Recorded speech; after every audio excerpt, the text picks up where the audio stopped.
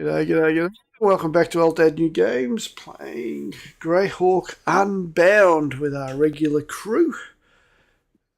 Last week they finished off the horrific temple of the unborn deep and are now heading back, or I should say limping back, because I was a little bit sick. I forgot to tell you that your ship got a little bit damaged by the tsunami, but you're limping back to Saltmarsh in the Pugilist's Prize, I think it's called. Is that right? Yep, Pugilist Prize. And it's basically probably a couple of days' journey, the way the ship is at the moment. Is there anything anybody would like to do on the ship at all? I imagine that Biffo, in between captaining the ship, now that he's got his old half sea creature crew now, will probably be actually teaching Marla some combat. So he'll be standing with her and boxing with her to teach her how to defend herself. Okay, yep. You do so, and you're actually surprised that she's very well versed in combat herself. She's either a very apt pupil, or her parents had already taken on the task of ensuring she was skilled up. Good. And anybody else, Alira, is there anything you want to do while you're on the ship?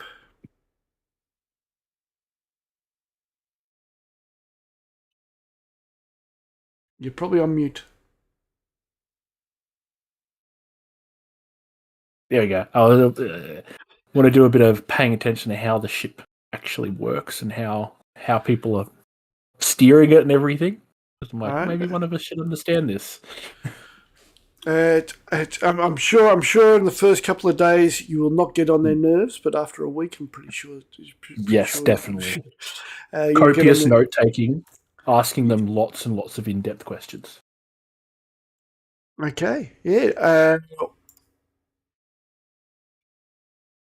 Jonas Thorne, one of the crew members that you rescued from Ben's prison.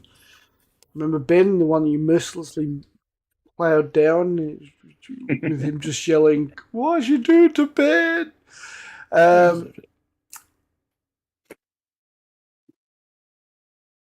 You actually were looking for Jonas, and you find him shirtless, cross-legged, with a small bowl of salt seawater. His torso a mass of hardened coral-like growths, ribs sculpted from reef. Cracks between the ridges weep brine with every slow breath. The liquid smells faintly of tide pools and rot. When he notices you, he looks up. He says, "Don't worry. It doesn't hurt anymore. Not unless I dry out too much." He knocks his knuckles on the corals. Ben said it was a gift. Said it'd keep me alive. Not normal. The bastard was right.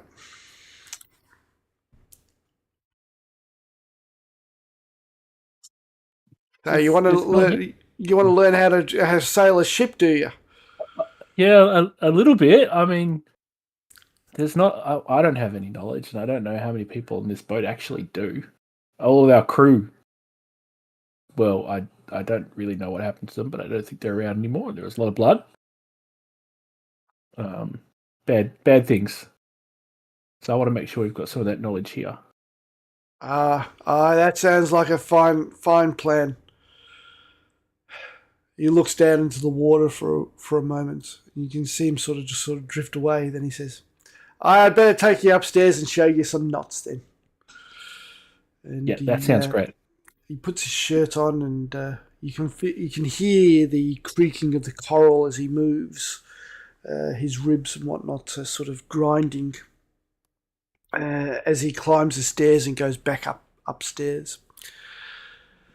John, Kalu, what do you want to do on the ship? So Kalu will be spending his time either up in the rigging, trying to get used to the setting of the sails and the managing of the watch, etc.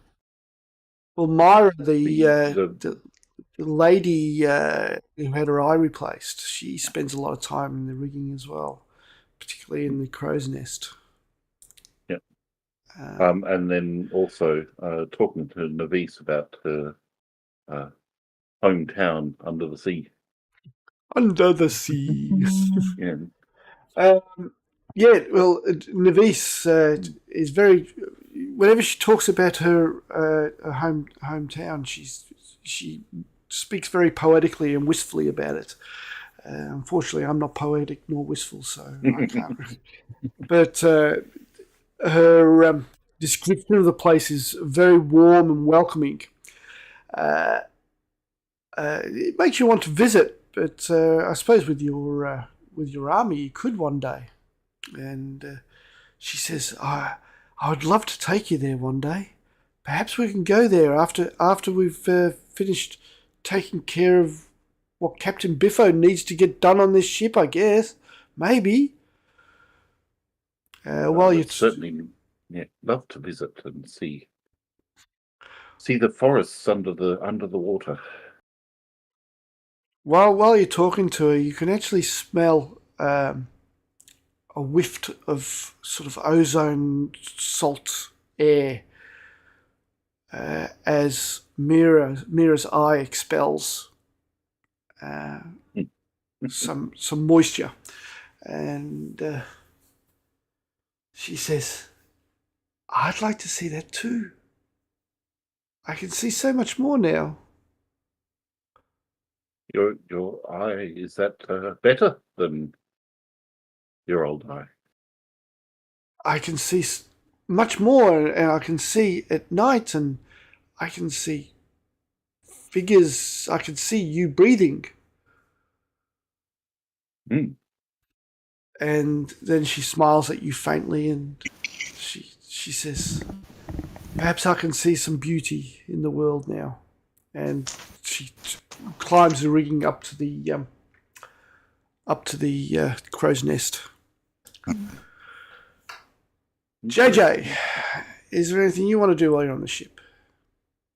I think JJ will find a spot, a private enough spot, and I think she is, for the first time since coming back to Saltmarsh, and I think he's going to pray, and just kind of has a moment of meditation, I guess, and just pray for the justice of what we've done, and just kind of has a moment to herself. I think that's, it's been a long time since she's had to do and see a lot of that stuff, and she just, is giving herself a moment to pray for that we will give justice to. Yep. To all. So I think she gets out her I think her symbol is just like a little coin. I think it is. Okay. Yep. Like an amulet. Like an amulet. That's what I was meaning. So you sit there. You sit down in a quiet part. I don't want to belittle it by saying you find a quiet spot on the poop deck, but yeah, just you do so, and you look solemnly at your religious artifact, and you notice from the corner of your eye two bodies covered by spare sailcloth, blood stained. The bodies of Tom and Will Stoutley, which are taken back to Saltmarsh. And as you glance across to that, formerly Captain Callan Durst, now just I don't want to presume he'll be first mate, but let's just assume he's first mate for now. Yep. First, Callan walks up and he says, The sea's an evil mistress at times. And he gurgles a little bit because of the medical changes that have happened to him. And he looks down and he says, "Perhaps the dead are sometimes the lucky ones, but that's still no way to go. I'll leave you to your prayers, lass." Thank you. Definitely, yeah. We will, as long as everybody gets their justice, death can sometimes be that path. Okay, back to Biffo. As you're play fighting with intent with Marla, Bosun comes running up and starts licking Marla like crazy, and wants to join in the play fighting as well. As Bims flies around the rigging, weaving in and out of the ropes. The day is actually quite nice. The sun is out. The horrors of yesterday are forgotten. And it only takes a couple of days before you start seeing the coast, and you slowly start coming into Saltmarsh.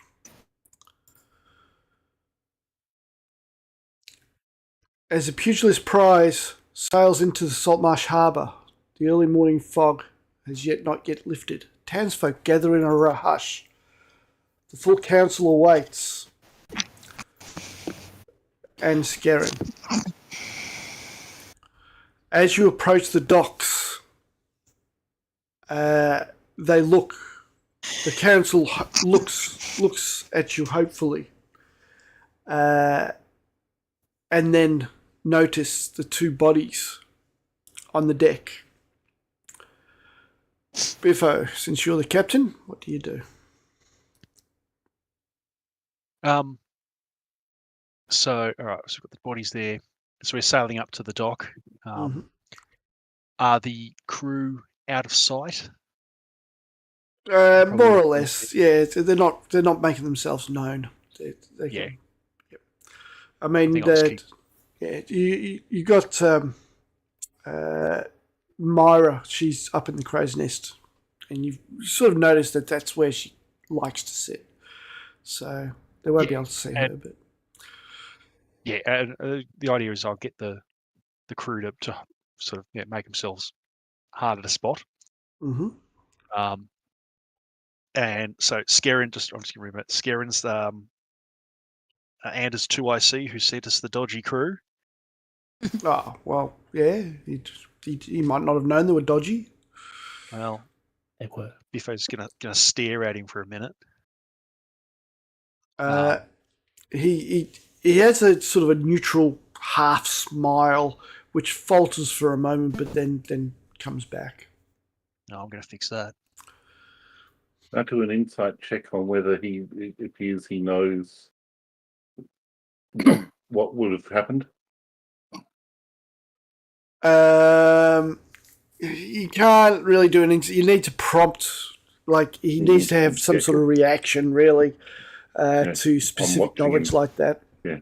But yes, if the time comes, you'll definitely get a roll. Yeah, cool.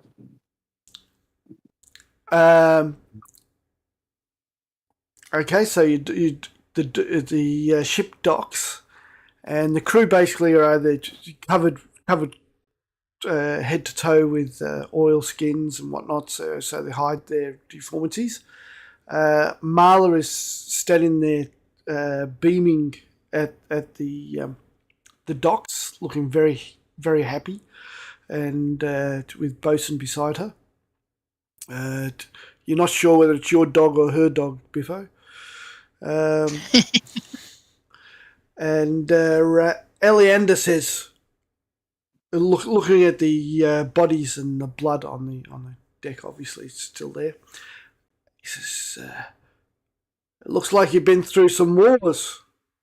The bodies, who are they?" Biffo will turn and say, "Yeah, these are." Well, I've forgotten the Marines' names, so you'll go, "These are the Tom Marines." and Will. Tom and Will. Yep. So these are Tom and Will. They fell during a battle. Marla was snuck aboard and kidnapped by some cultists, and Tom and Will laid down their life to try to protect her. That is sad news. They were good men. Good men. And you don't need an insight roll to see what he's thinking. He's obviously very distraught by it. Jeez, I'm not good at this at all.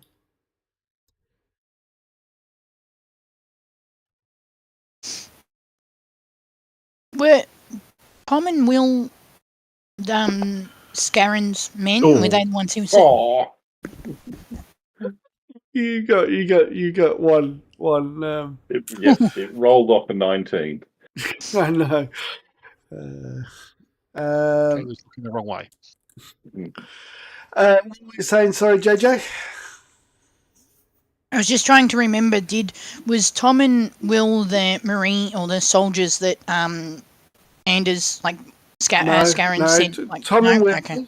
Tom and Will were the Marines that were sent by the town, and there were six sailors, who were sent as part of assistance by Anders and his servant Scarron.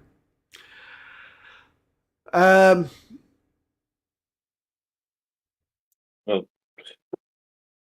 clearly so- you knew nothing about it.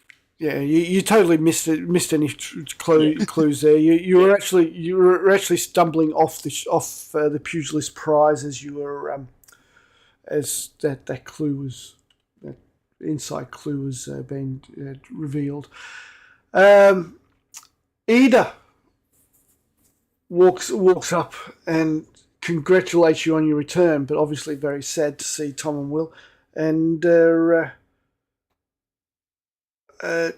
she says, "Where's the rest of the men?"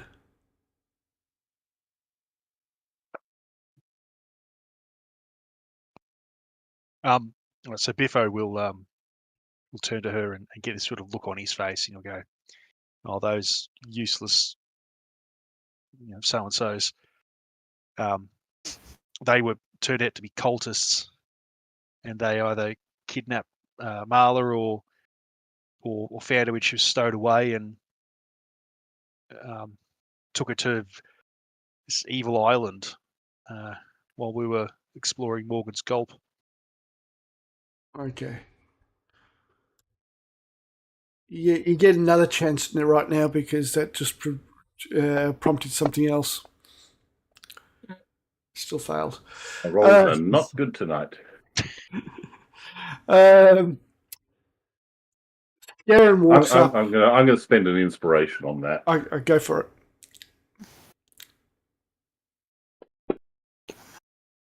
Oh, On.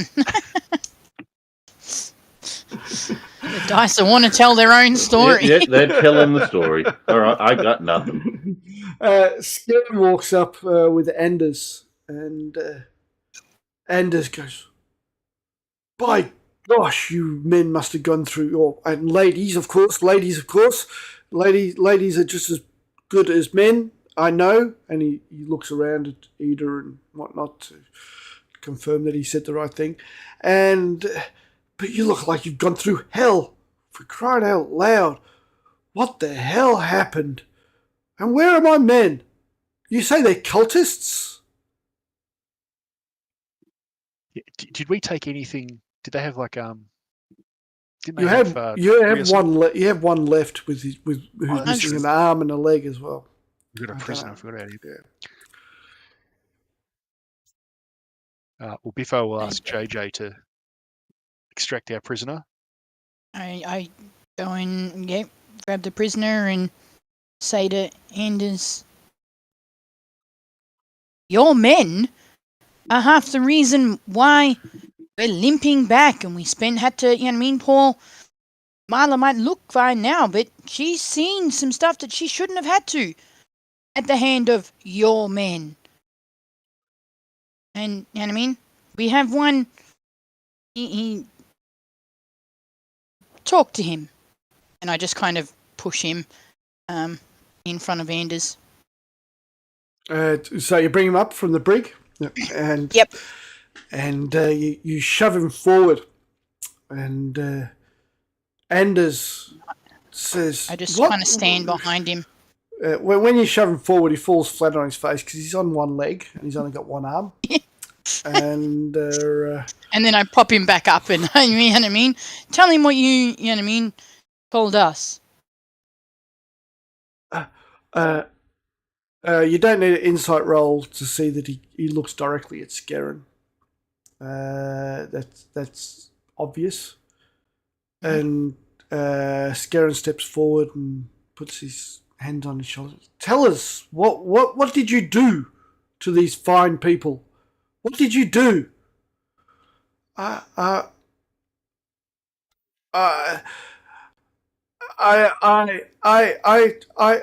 was greed. We wanted to take the ship. You can all take an insight roll. I'm scared of my dice. just go back to Kalu. Something's off here. Yeah, something's definitely. Yep. No, nothing wrong. Nothing He's wrong. changed his story. Obviously, you know that. Anybody who got more than 12 or more. Oh, you passed this time, Kalu. Well done. Oh, did you? Or No, not? No, it's an I eight. rolled a 2. Oh, that's right. I rolled a 2. I passed. Anybody who got 12 or more notices that he is petrified of Scarron as he approached. And you know that he fears saying what he said on the ship now. That's obvious. All right. You remember what he said on the ship, didn't you? No. No. Honestly, No. Sorry. I was wondering why you guys weren't. Okay. That might have been the one that I missed. I actually probably was actually.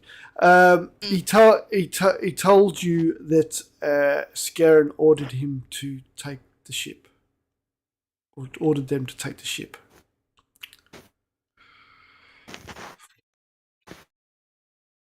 Right. Yeah, that's right. And then with my 22 insight, do I gain a sense that Scarron putting a hand on him is trying to cast magic, or he's just simply afraid afraid, I'm just scared? There you go.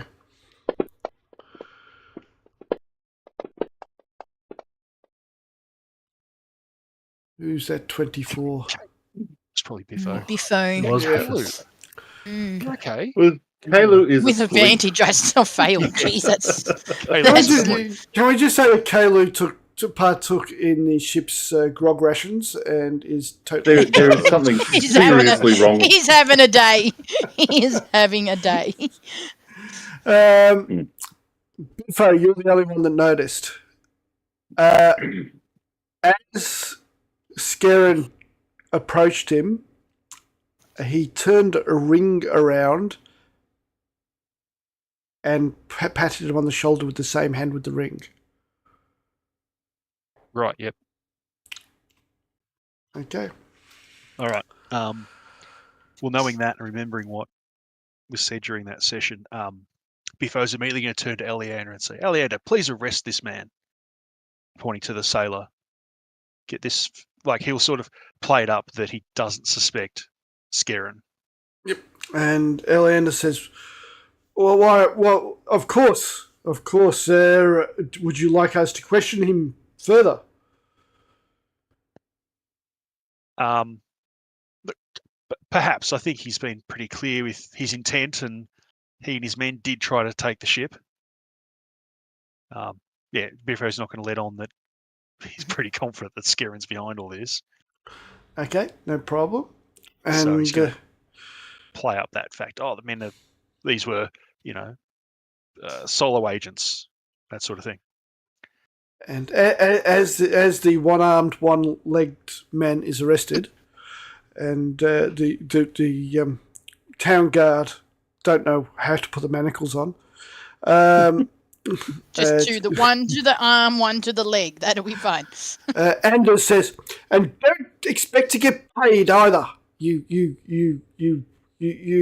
evil man." And once again looks around to the council for approval, which he doesn't really get. Yep. What else would you like to do while you're here on the dock? Alira, we haven't heard much from yourself.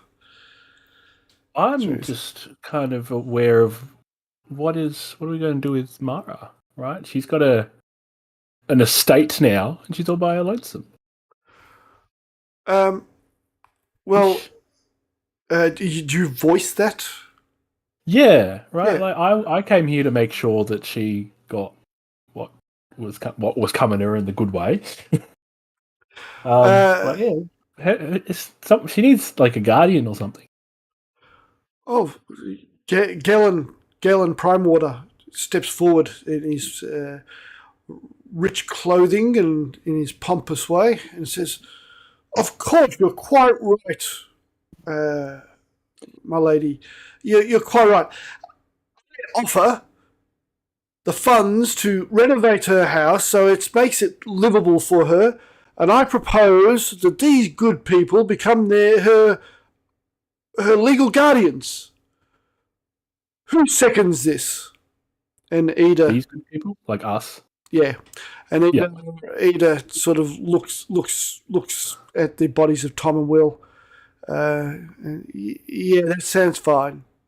Eleander says, "I'll organise for the legal paperwork to be made up, but I don't see any problem with that. And what I will do is I will fund all the renovations to the house." And he's not really talking to you. He's talking to the crowd he's basically making a show of it. Yeah. And of course, we will celebrate their return and Marla's inheritance. Totally misreading the situation where Eleander and Ida are both very sad about the death of Tom and Will. He's now trying to organise a party. Read the crowd, dude. Read the crowd. During all this, Manistrad is in the background and takes a swig from her tankard that she has. Well, the drinking flask, and she doesn't look very impressed with the situation. Although she doesn't look happy that obviously that Tom and Will had passed on, but she looks neither here nor there. Yeah, well, she's not really happy with the way Galen's acted, and she obviously detests Garen and finds Anders below contempt. She doesn't mind Ida and Eleander, although they do have different objectives for the town. What were you going to say, Jojo? Yes. There's the three... Now, on the council, there's the 5 of them, that's right?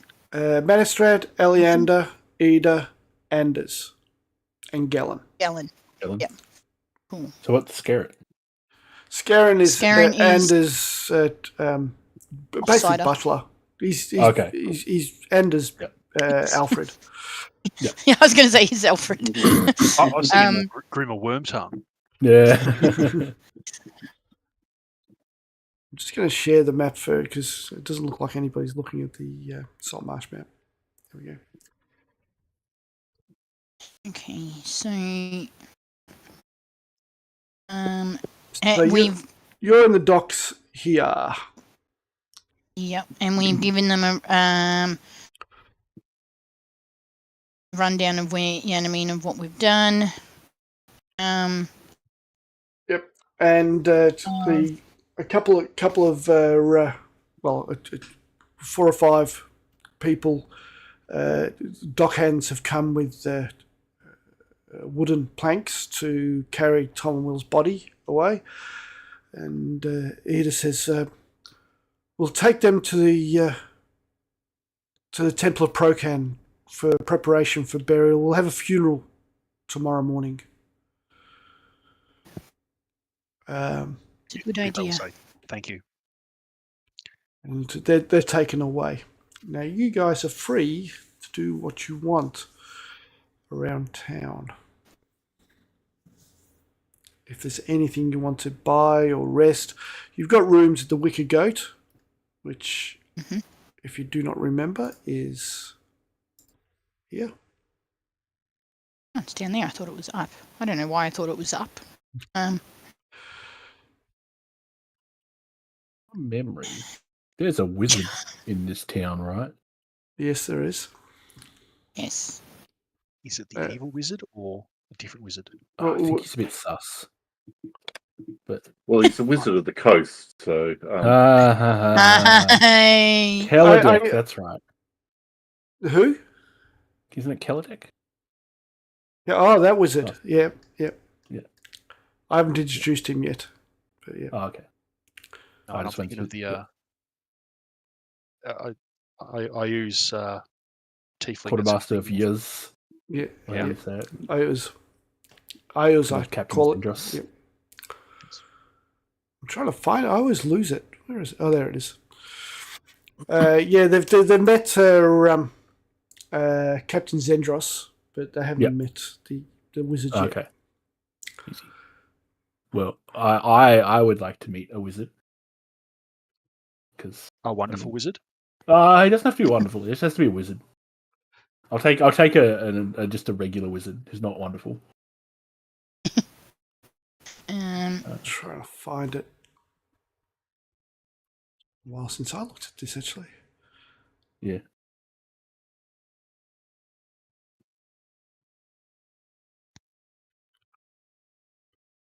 I think depending on the time we're planning on spending in town, Kaylee should probably head home and report on his what he's found about the goblinoid menace and the red hand. Well, your home is a fair way away, to be quite honest. That's what I'm saying. It depends on how long we're planning on spending in town. Well, we'll play it out till tomorrow morning, and we'll see what happens after that. Yeah. Well, All right. I mean, right in a sec, we don't have anything pushing us anywhere yet. Right? Yeah. I mean, he could just send a message, get someone to send a message if need be. A wizard could do that. All right, you're asking about wizards. Yes, there is Keladek. His tower is. I found it now. I've lost it again. There it is. There. You can obviously get directions from anybody in town for that. So is that where you want to go? I do. Okay. What's the other side do? I think JJ says to Alira, if you don't mind, I wouldn't mind going with you to see the wizard. Okay. Well, some of us need brains, some of us need courage. Some of us need oil. So some of us need perception. Some of us need insight. All right. Now, I believe you mentioned also outside again that you wanted to send a message home as well, JJ. A report home. Yes. I can just do that, like write it out. I can write a letter later tonight or late, at some stage, and then I will just send it through the mail. I will send old school. Well, true, as with Kalu, both of you could actually use magical means to send messages. Which Keladek could assist with. I think I think JJ possibly has that thought, but I also know that home is not necessarily they're not expecting, like regular updates. They know the drill kind of concept. So, all right. So, Kalu, Alira, and JJ are all going to the wizard. What are you going to be doing, Biffo? Biffo's happy just to spend the day doing admin and provisioning the ship and organising repairs while keeping everyone else off the boat. Nice. Because between the crew and the mother and son, probably not a good idea for anyone but us to go on that ship. So Bifo's happy just to do that while everyone else is off and out and about. Okay, well, I'll do the wizard first, and I'll come back to you then, Biffo. Okay. Yep.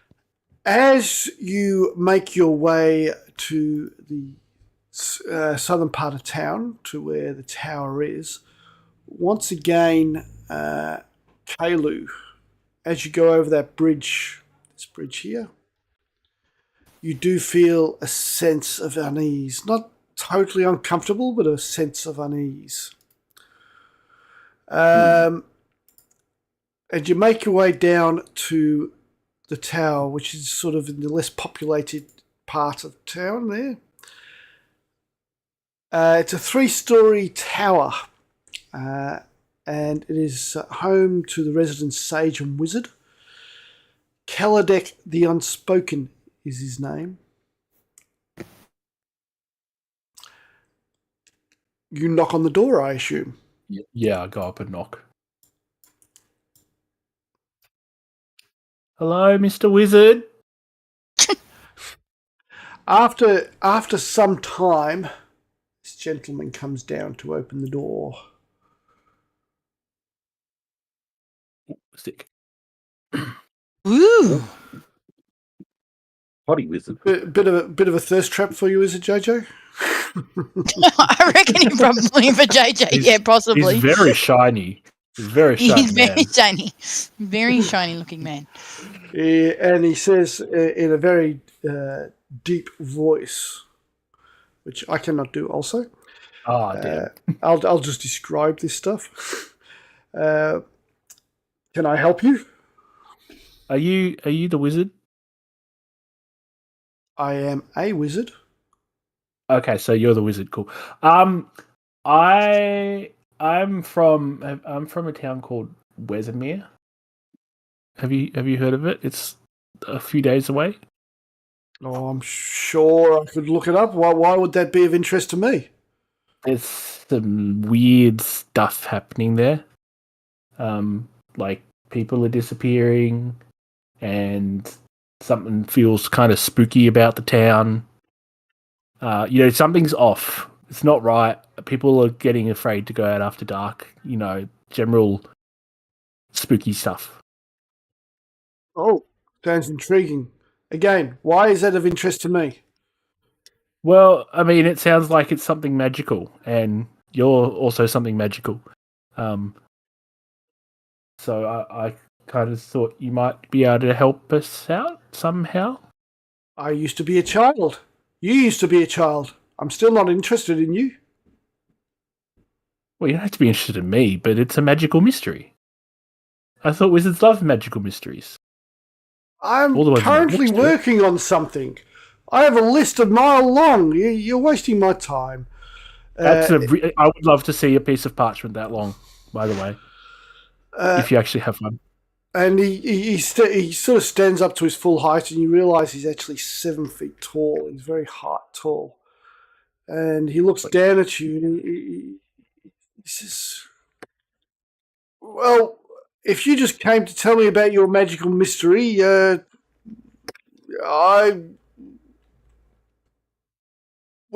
done. There are other reasons for us being here, apart from the magical mystery. JJ and myself have need to communicate with home villagers on various happenings around, and hope that you would have some method of communicating a long way away. Oh, yeah, of course I do. It's a fairly simple spell. I could do that quite easily. Excuse me, sorry. Excellent. That would be most you'll help convenient. Them. You'll help them with something boring, but not me with a magical mystery? Well, I am going to charge them. All you're doing is telling me a story. I'm asking for help as well, please.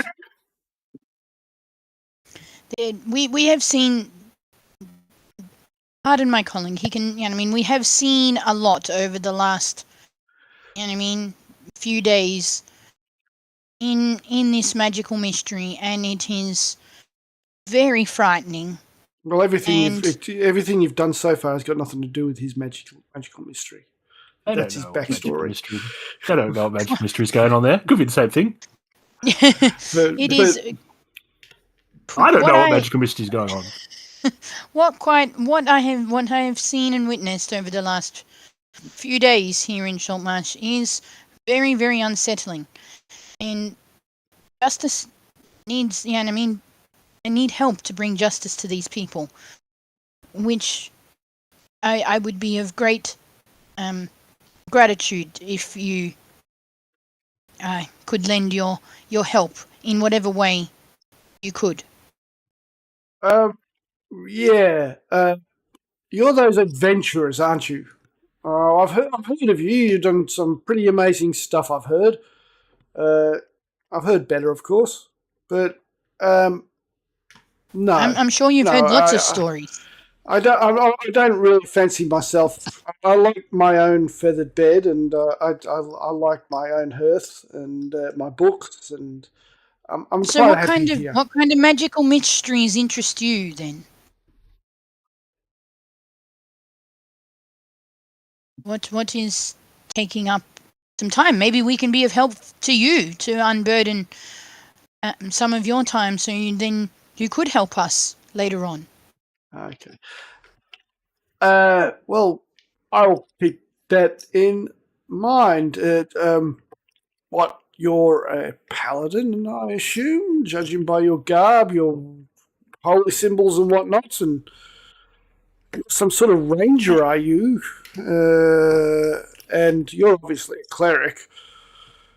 I'll file that away. I'll make note of that, and I'll make sure that if I'm in need of a rangery type and a paladin type and a cleric type, I'll be sure to let you know. But in the meantime, you want me to send this message for these messages for you? Is that correct? Yes. If you could, how is this arranged between various? Well, you not just seen write. this art before. You just write down what you want. I'll just double check this. I'm pretty sure I remember it. 25 words or less. Something Like a like competition entry.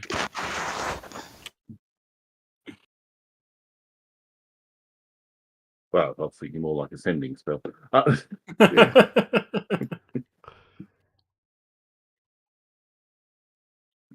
There we go. 25 words or fewer. Yes, you are quite correct. And what is your price? I tell you what, due to the amazing feats, and you can feel there's a touch of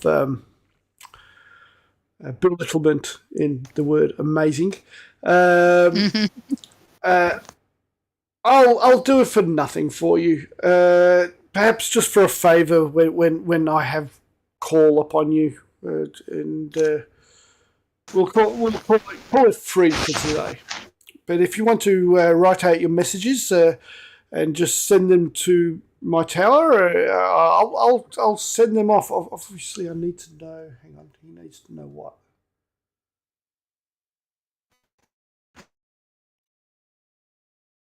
A creature you have met or a creature described to you by someone who has met it. So you're going to send it to your mum, is that right, JJ?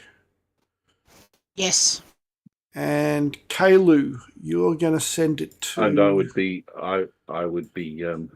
sending it to Kiliar Arrowswift.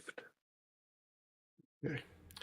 So just between now and next session, just if you could both do a message of 25 words or fewer, or if you can work it out between now and when we start rolling more dice, you can do that as well. And he says, no problem. I will send that off. Now, if you don't mind, I have lots of research I need to do. Good luck with your magical mystery. He looks down at you, Elira. I have heard of your town. It's near that mountain. That mountain's got a lot of mystery in it as well. So perhaps that's where you start looking.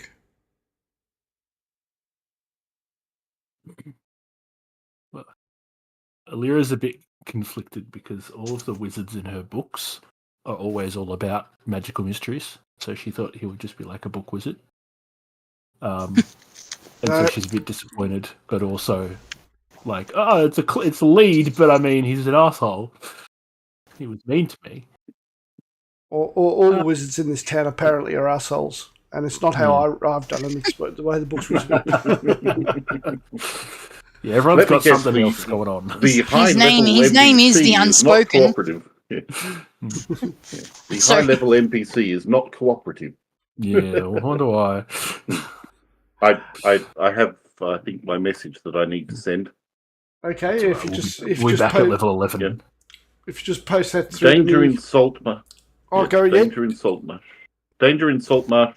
Red hand active in area. Horrific elder threats detected at sea. Advise extreme caution. That's pretty detailed.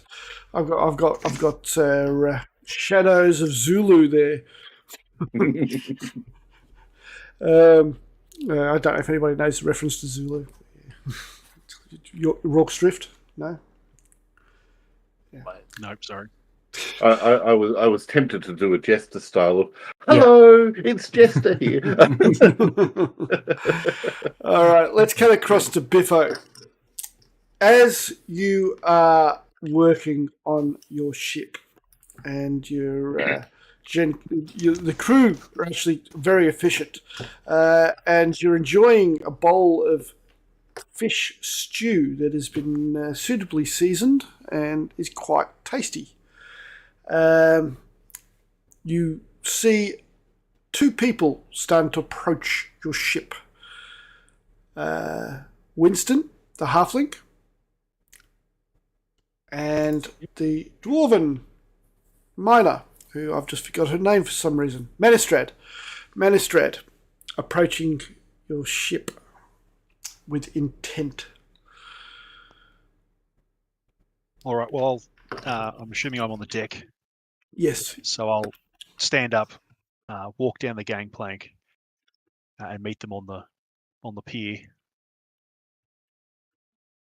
And I'll talk to who was in front. Or they just side by side? Well, side by side. Okay. Also look between them and go, yeah, good morning, good afternoon. It's about lunchtime by the time. Well, it is lunchtime. You're having your lunch. And Biffo's not aggressive towards them. And Winston says, "Well, hello. You've certainly had some adventures. We have a proposal for you and your crew. I heard that your ship needs to be repaired somewhat. I believe Manistrad here is willing to cover the cost of your repairs if you're willing to take on a small task. Would you be interested? And your friends, of course. Your friends are very important. They're also very good at what they do." Yeah. All right. Biffo sort of smiles at that, and he nods along and say, "Yeah, well, look, I'm willing to help. And repairs to the ship would be very welcome.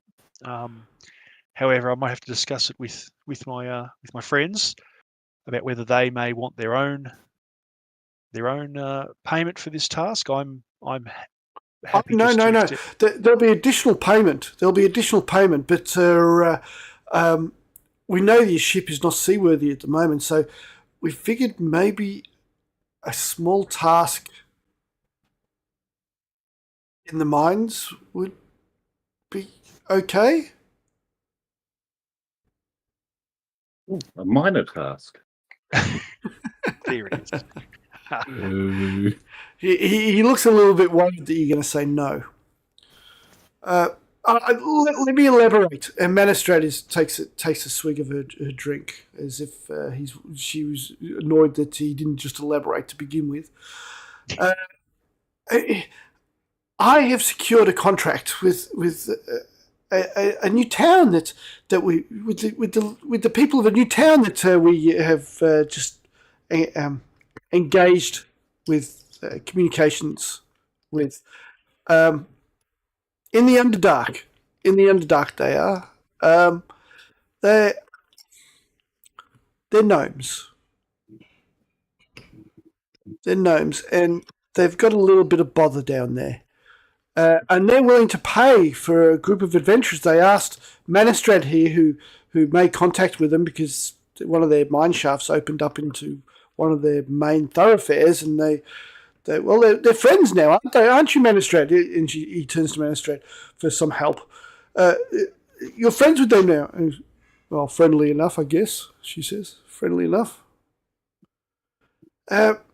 Anyway, they've got a bit of bother, and they need brave people to assist them. And they're willing to pay in magic items, and I believe they've got this ring that is worth a lot of money. I would like to have that ring as well. But my adventuring days are way behind me. You obviously are in your prime. So, yeah, that's what we'd like you to do, to go down there and talk to them, and they'll give you the job and they'll pay you, and we'll fix your ship while you're away. I'm assuming that Winston just will never shut up. Well, he feels like if he's not talking, he's not achieving anything. Yeah.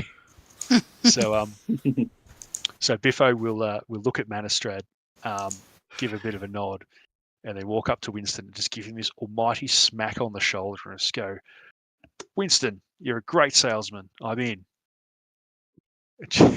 Just Reach, right? Winston with a Y. That's all I can think of. That's all I can think of. That name's been completely ruined for me. Agreed. Well, Yep. well, you talk to your friends, and we'll meet at the wake after the funeral tomorrow. I assume you'll be going to the funeral. Of course, I'll be at the funeral. Okay, that's wonderful. That's wonderful news. And he looks at Manistrad while rubbing his shoulder a little bit. And I know you're not that strong, but he's not that strong either. And he looks at Manistrad and he says, "I think he's in." And Manistrad just nods at you, turns around, walks away, and Winston quickly follows. Back to you guys. I have done my message. You've done your message? So What is your message say? My message is, Dear Mother, Salt Lake has lots of strange happenings, weird magics. Scarlet Brotherhood active, but still investigating. Very organised. Too much of a grave concern. Advised. Jayana. Fantastic. So one's we've got the elves learning about the deep ones and the red hand activities, and you're telling her about the Scarlet Brotherhood is very active. Alira, Like I think JJ's a little bit like, it's just weird magic, because for her it's less like that saw some weird, you know what I mean, or like with all those little things that we see with the, you know what I mean, when I first arrived and all those things. So it's just weird to me. It's just weird magic. That's all. That's just weird. Yeah, no, I'm so.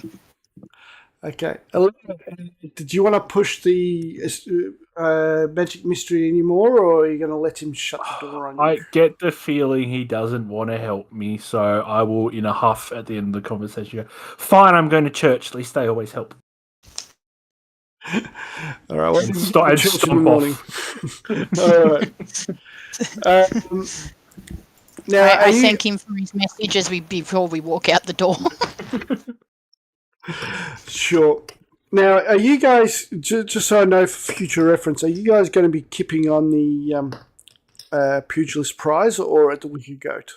I kind of just thought that now we're her guardians. We could have chill in Marla's place. The creepy house, the haunted house. It's gonna get done up. But I mean, Yeah. it sounds Well, like it's not. a future base of operations. It's not done up yet. It's not really a I comfortable think place yet. But where's she And staying? She'll be staying wherever you guys are. Okay. Either with us or she's probably been with at the Wicked Goat with Malistrad before she was taken. You know what I mean? That's where she first went, was at the Wicked Goat with So men on the ship. eventually, you'll have access to the home, but it needs to be repaired first. I think I talked to on our way. I kind of think I say, you know what I mean? I know it's a good idea. She does need a place to stay eventually. I'm not sure how I feel about Geller and funding it. I would be very wary of where that money is coming from. But I do agree that she does need to stay, you know what I mean, somewhere. But she can stay with us. Yeah, I guess. I mean, I'm not a big fan of her staying on the boat, going into cultist-controlled environments, yes, where she's going to get kidnapped again, because that's what happens to young girls in all the stories. Maybe we might be able to have a room when we do go away at the Wicked Goat until her house is a panic room. Maybe not a panic room, but a room at the Wicked Goat, and because she seemed to like Malistrad, and if Biffo allows her to take Bosun and keep Bosun on land for, you know what I mean, while we go for, you know what I mean. Is he a cat or a dog? Bosun is a dog. Okay. Couldn't remember. And I mean, and I'm sure she could probably look after Bim sometimes too, when, you know what I mean, when we don't need. If we're going off for. She have all these familiars and pets as she's guardians. just going to be the babysitter. I love Mims, but he's a bit of a fucking bit of a magnet for danger as well. Well, he could be. They can look after each other. But yeah, like that's also it, just so somebody's looking over it, because like you said, even when the house is done up, I don't feel very good about her staying there by herself. Perhaps we should ask her what she wants to do. That is a point. Yeah, she's a child and she has no parents anymore, so I mean, yeah, she needs some help. Agreed. Does she want to stay in Saltmarsh? Question, she might want to go back home, but I mean, they came here her parents and her came here for the house, right, for the estate. But whether she wants to stay or go back home, that's up to her. But we'll have to ask her when. I don't know where she is right now. All right. I'll just put it out there. Some obvious things that perhaps we've forgotten over time. Mm-hmm. There is the question as to why, after 100 years, suddenly they received notice about the inheritance. Yes, that was sus. Mm-hmm. There were some vampires hanging out there. There was, yes. Forgot about the vampires. Yeah, there were vampires, and there's 3 vampires that you know of. Because Treethorn is now a vampire as well. That's right. Oh, yeah, he's just buggered off, that's right. Yeah, he's a random, So, what's his name? What was his name? The other character that died? Edwin and... Nilim is now part of Mother Hydra. And, Treethorn is a vampire. You can aspire to greater things, can't you? Vampirism, dying to a cult, a third thing. Anyway, as you go back to the Pugilist's prize, and you see the crew working on the deck, swabbing the deck, getting all the blood off. It looks nice and clean now. You do see Marla. She's playing with Bosun. She's throwing a one of those nails that you have on the ship. You tie ropes around and whatnot. Throwing one of those. And Bosun is running to catch it, playing fetch.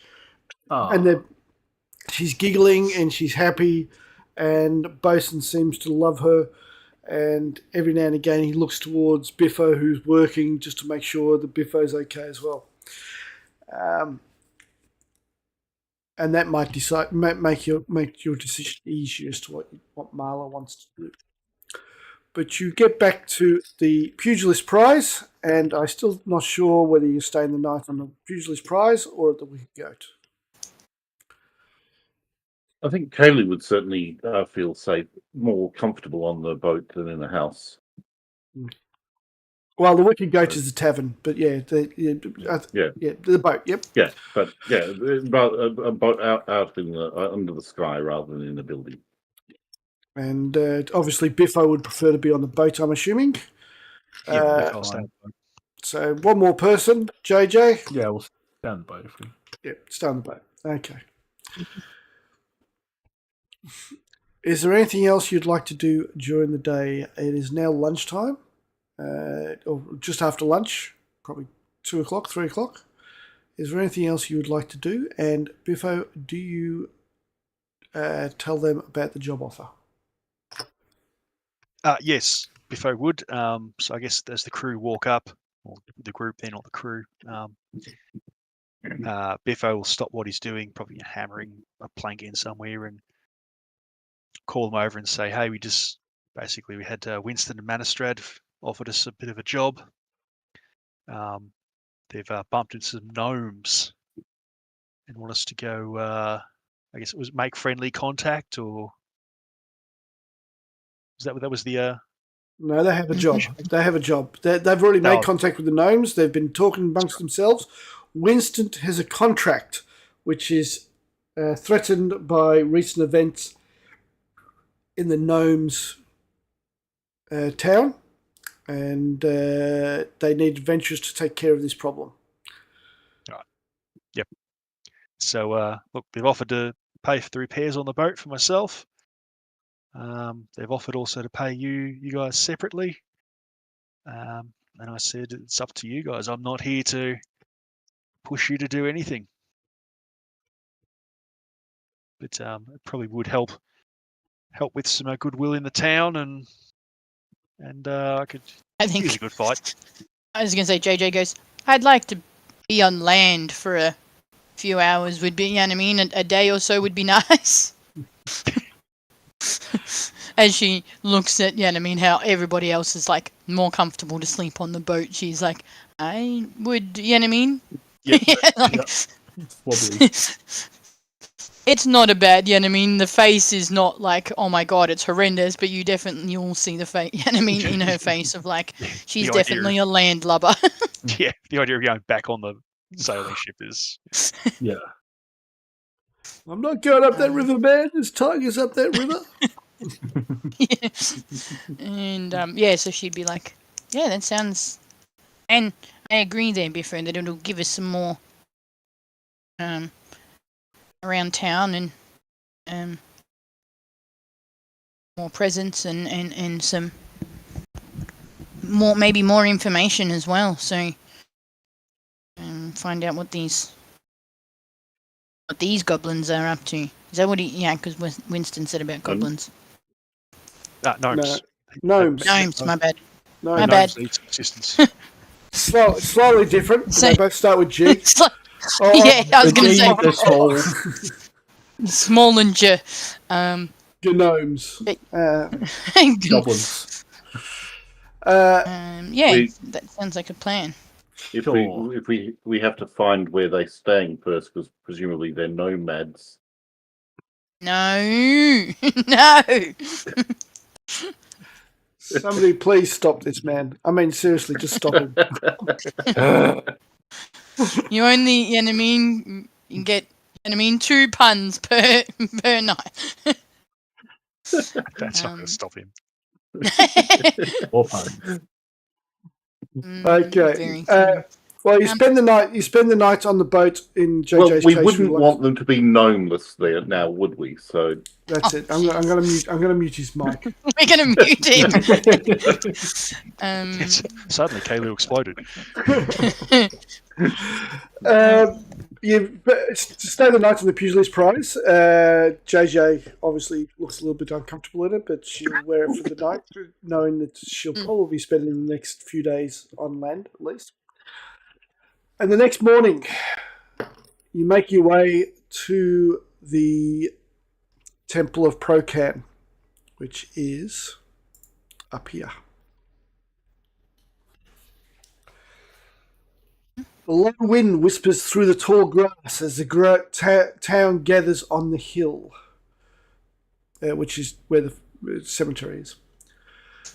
Two simple coffins rest side by side, draped in blue and white cloth, the colour of Saltmarsh's watch. Welgar Bridehead, priest of Procan, stands before them, his trident staff grounded beside him. His eyes shine not with tears but conviction. Around him familiar faces form a semicircle. Eliander Fireborn, iron straight and silent. Ida Owland, her hand clutching a folded note unread. Gellin Primewater, hat in hand, face unreadable. Manistrad Copperlocks, taking a swig. Anders Solmar, ring in his hands, looking a little bit awkward as not knowing what to do with his hands. Because what do you do with hands at a funeral? What does Anders know? I don't know.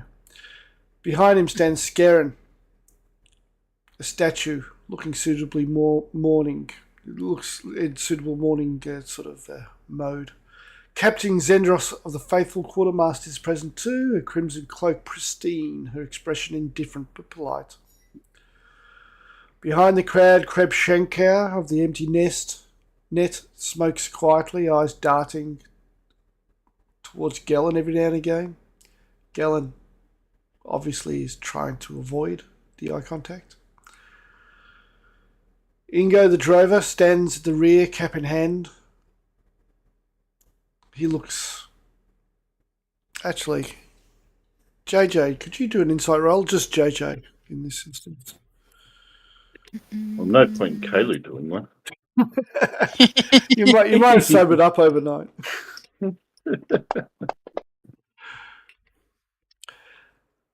He has the bearing of a military man at a funeral. So even though he's Ingo the drover, even though he is just a simple, basically, a drover, he has the bearing of a military man, which, as you know, at funerals for fellow soldiers, for fellow military people, it's sort of is ingrained in you to act a certain way, and he's acting that way. Yeah. Farron Castellar nods faintly to the PCs and takes a position at the edge of the crowd. Winston, he looks at Biffo and gives you the thumbs up, hoping you'll give him a thumbs up back. I give him the slightest nod. He has no time for that. His thumb stays up a little bit longer than it should and then comes down. But he then starts chattering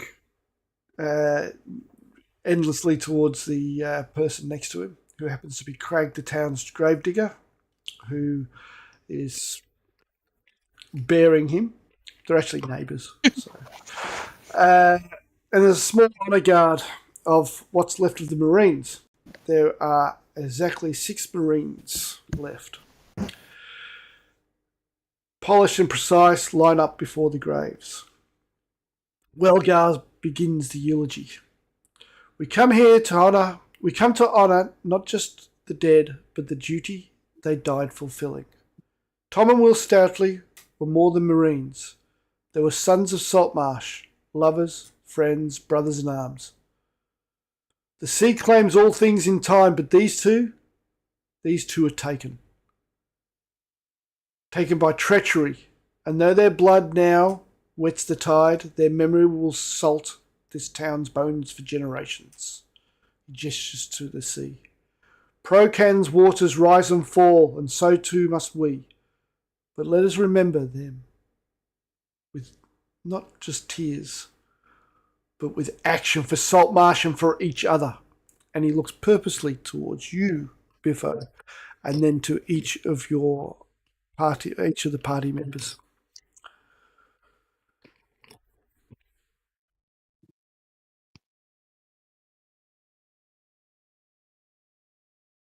As the bodies are lowered into the graves, there are a number of people who go up, and as is the norm, they throw some salt water into the grave and then start heading back down towards the town and towards the Wicked Goat where the wake will be held.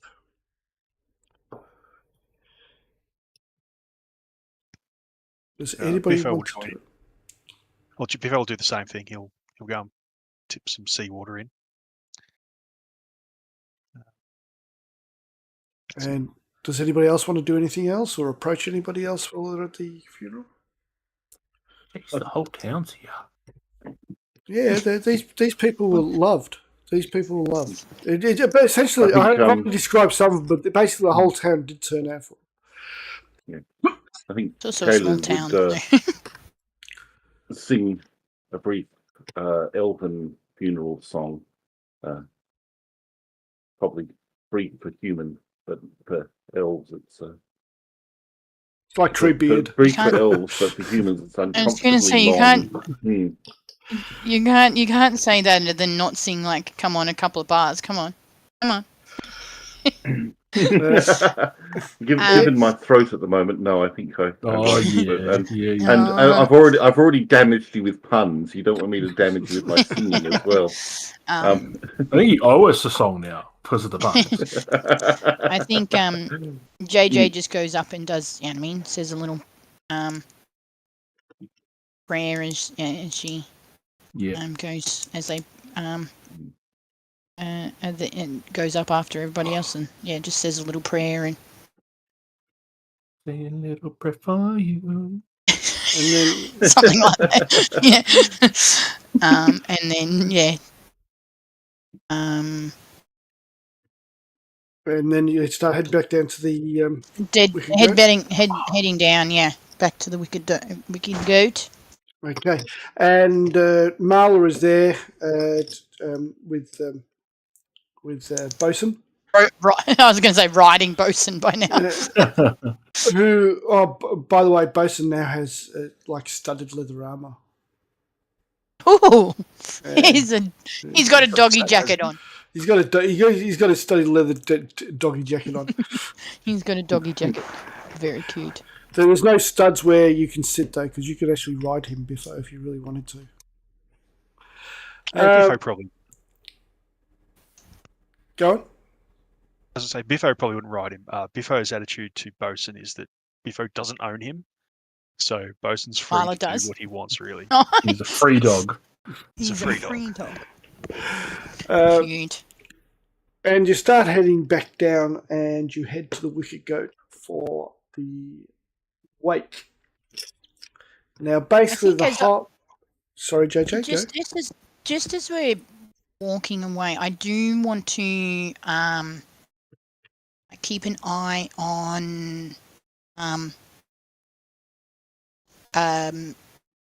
Scarron and see what, you know what I mean, like, does he do anything or does he just follow Anders like the entire procession, like kind of? He does just follow Anders. Yep. However, he does seem to be very interested in you guys. He seems to be looking at you very often.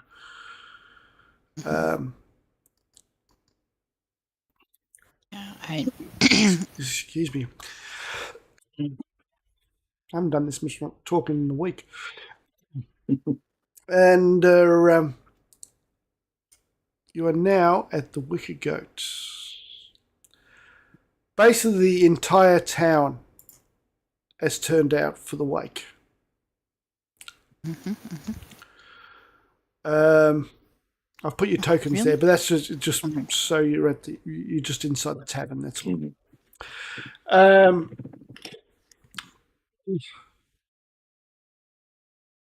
Garen comes up with some drinks for you all. Passes them to you, and as he does, I'm saying, he says, "Such a sad loss. Anders and I are so sorry that the crew we supplied turned out to be so untrustworthy. You just don't know people these days.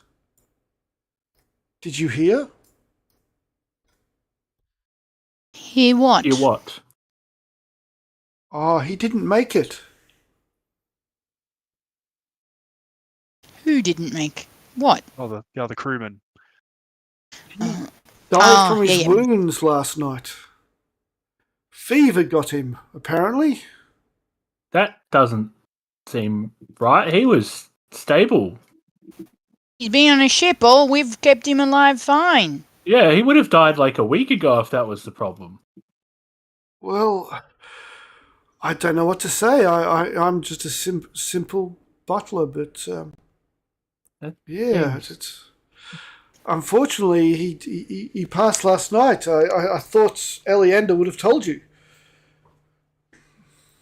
Anyhow, again, very sad occasion, but I do believe that you people are going to be doing great things for Saltmarsh. Is this Anders and Scarron talking to us? No, just Aaron. Anders off hobnobbing amongst other people, uncomfortably So talking Scarron to people. and Callan. Just Prime order? Scarron. Just No, Scarron, okay. just Scarron. Gallon's everybody's in the tavern, but at this point, Scarron's is the only one that's approached you. So Scarron's the only one that approached us and said that he's dead, and I mean you can't trust anybody. Mm. Well, he said we thought we were hiring good sailors. We didn't realise we were hiring cultists. Of course you did. Of course you didn't. You do remember I know JJ doesn't because she wasn't there, but do you guys remember the nature of the situation on the ship when you went back from Morgan's Gulp? He killed them all. They're all dead. No, they're all dead. No, except for that guy. Except for this guy. And he was. Oh, was he bound up or something? They were. Go on, John. It's Kalu. They were. They were bound up on the mast. Yeah. Tom and Will. Yeah. The dead bodies. That was just the dead bodies, not the two crew, rather than the sailors. So yeah. So and these. Sorry, go on. Yeah, I'm trying to remember the exact way it played out. Now I should have. Yeah, no, the Marines were tied to the mast and killed by human weapons. No. Yeah. Yes, and then the bugbears. These guys were on the boat, and the bugbears were in the cabin. Bugbears. So, bugbears? No, or am I don't think I think you're playing too many games each week there, Taylor. Yep. No. So, was it made out to look like something else, or you just knew I'll tell you what it was. You got back there, you did all these successful investigation rolls and medicine rolls to work out that the Tom and Will were tortured and then their throats were cut by daggers. Everybody, the four remaining sailors, one died previously, obviously, if you remember that. Four bodies were ripped apart. Yeah. That's right, yes. And this guy was hiding downstairs without a leg and without an arm, bleeding out. That's right. He reported that they'd been attacked by the fish people that we then went and murderized. Yep. Right. And the fish people took Marla.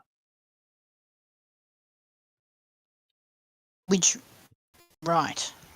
So this was when we were at Morgan's Gulp. Yeah. Before we went to the before we went to the fish factory. While the ship was anchored offshore. Yep. Mhm. Yep. Okay. And also, they identified themselves as part of the Scarlet Brotherhood. Okay. Okay. Does it all make more sense now? Right. Bodies, number tattoo. Was that those? Oh no, that was when we were in the You weren't there was for the when ghost girl. that happened. Yeah. Because that was it. Yeah, when we followed the ghost girl a little bit, and then we stopped. Yeah. Okay. Anyway, so it's Scared does look a little bit smarmy about it, but you can't really do much about it, I guess, unless you want to do something about it. Not at the moment. All Biffo will do is when he's passed the drink, he'll just put it aside and say, "Sorry, I don't drink at wakes." Well, please yourself. You have a pleasant day then. And he walks away. I don't like that. I Yeah, don't that like. seems wrong. Something seems off. Yeah, Biffo hasn't had a chance before now, but he's probably going to talk to specifically JJ, but it'll be quiet so everyone can listen and just say, "Look, Scarin did something to that sailor down at the docks. He had a ring on his finger, and when he touched the guy, he changed his story pretty quick. So Yeah, I thought. I put money on the fact that he organised for him to get killed." Is there any way we could get to the body? I mean, if I could have a look at it, I might be able to identify what killed him. Because I don't think it was his wounds. No. He was in poor condition, but he was stable. No, so Scarin somehow used, I think, something to poison or something, but something's not right with that man. Always the butler. So the two of you want to go to talk to Elienda to see if you can see the body, is that right? I would. You can, I think. Yeah. It sounds like, at least we can I'd try say and get some answers. JJ and Alira will go and have a chat to Elienda. What are you doing, Kaylee? I think Kalu, given his abysmal rolling, has just missed the fact that there's something wrong here altogether, and is just confused at this human politicking. And so he knows that the rest of the group have something up, but he just is not getting it.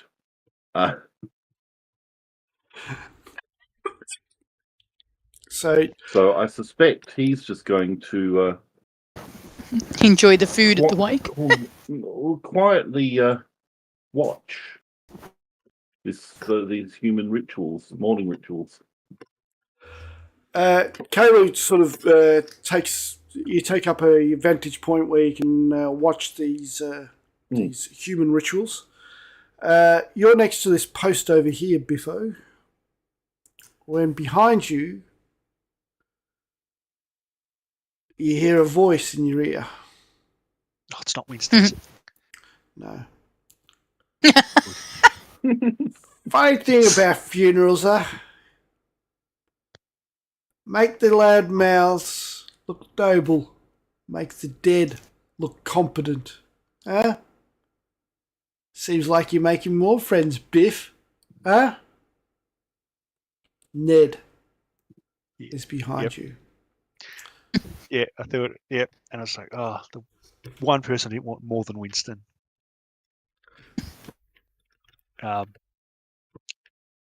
So Biffo will just sort of casually turn towards Ned, not give him his full attention, but and just say, "Look, Ned, those men died protecting something, and the only thing you can protect is your own purse." It's strange, Biff, how they always seem to die on your ship, eh? Aye, that may be true. Many people may die around me, but they can never say that they were cowards. Ah, no, they're the poor souls that have to put up with your incompetence. You're nothing but a blackbird, which is like a sailor's way of saying, bad luck and useless. Yep. Why don't you just leave town, Biff? Just go. You're nothing but trouble. You're incompetent. People die around you all the time. That young girl over there, and he sort of nods his head towards Marla, who's feeding Bosun some food that he probably shouldn't be fed because it'll come out the other end really badly. And he says, that young girl, she's probably going to die too because of you.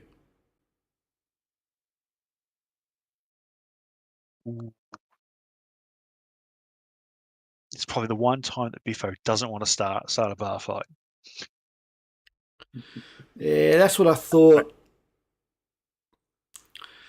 Worthless piece of sea scum.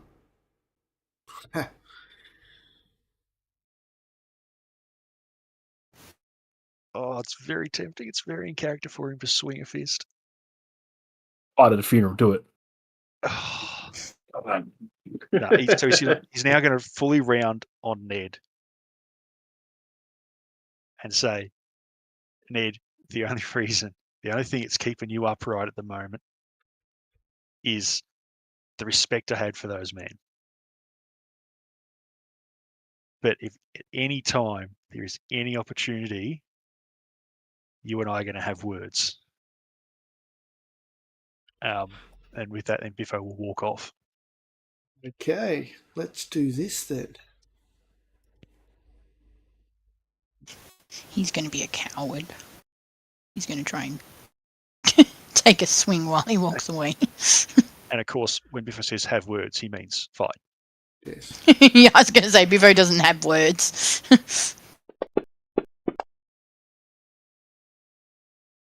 He looks absolutely disappointed that you did not swing. Now, let's do a perception roll. Bling. You see him look towards Scarron and then look back towards you, and he takes a swing at you.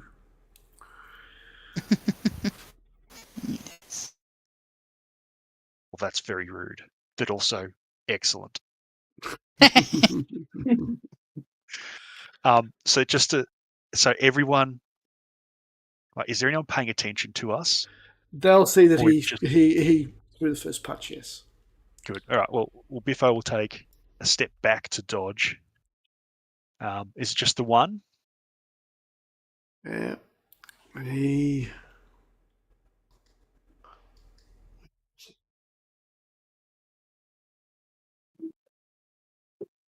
It'll say short sword, but it's not a short sword, okay? Okay.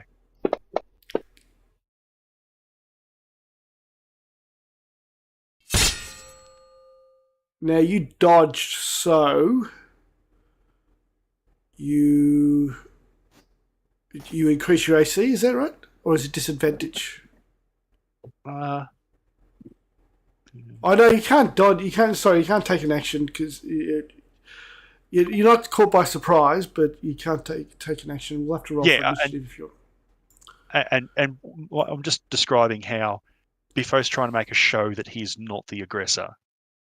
So even if he's got to take it to the face, he's clearly showing which anyone knows Biffo knows is completely out of character. He takes a swing at you, and he hits. He connects with you, and it does hit your jaw fairly sturdily. And he's ready to start swinging more than the rest of the bar, or the entire room, or most of the room. Turns around to see what's happening, and anybody who's watching Scary will see him slightly shake his head, and Ned will back off.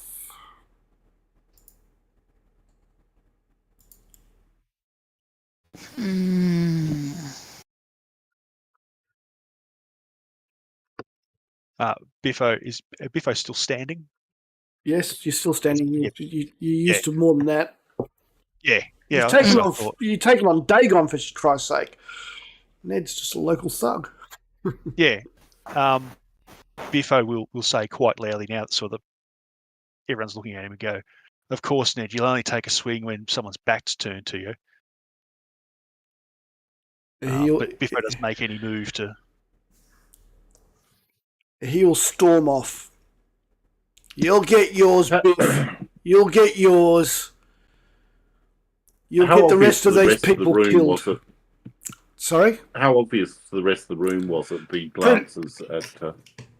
Not obvious. It's because I'm not going to ask for rolls every time something happens. You know. Yeah. No, that's what I was hoping. Just checking. Was it something? It was very blatantly subtle. Obvious or subtle? Yeah, very subtle. Yeah. Okay, and it's soon thereafter. Everything returns back to normal as Ned leaves the Wicker Goat, and people continue their chatting. At that, Winston comes up to you, Biffo. Two favourite friends. Good job. Along with Manistrad. And he says, "Did you talk to your friends? Did you talk to the friends? Are they in? I'm sure they will be if they know how much, like, big ring with a lot of money and 3 magic items apparently are up for grabs." Yeah, Biffo's just nods, gives Manistrad a couple of nods, and just says, "Yes, Winston, it's all right. We'll take your job."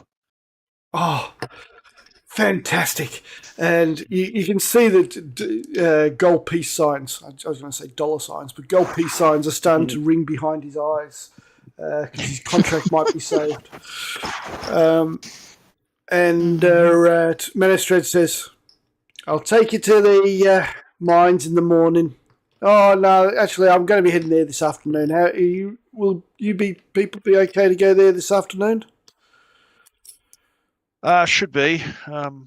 Two of the team have stepped out for a minute, but we'll be able to catch them up with where we're going. All right.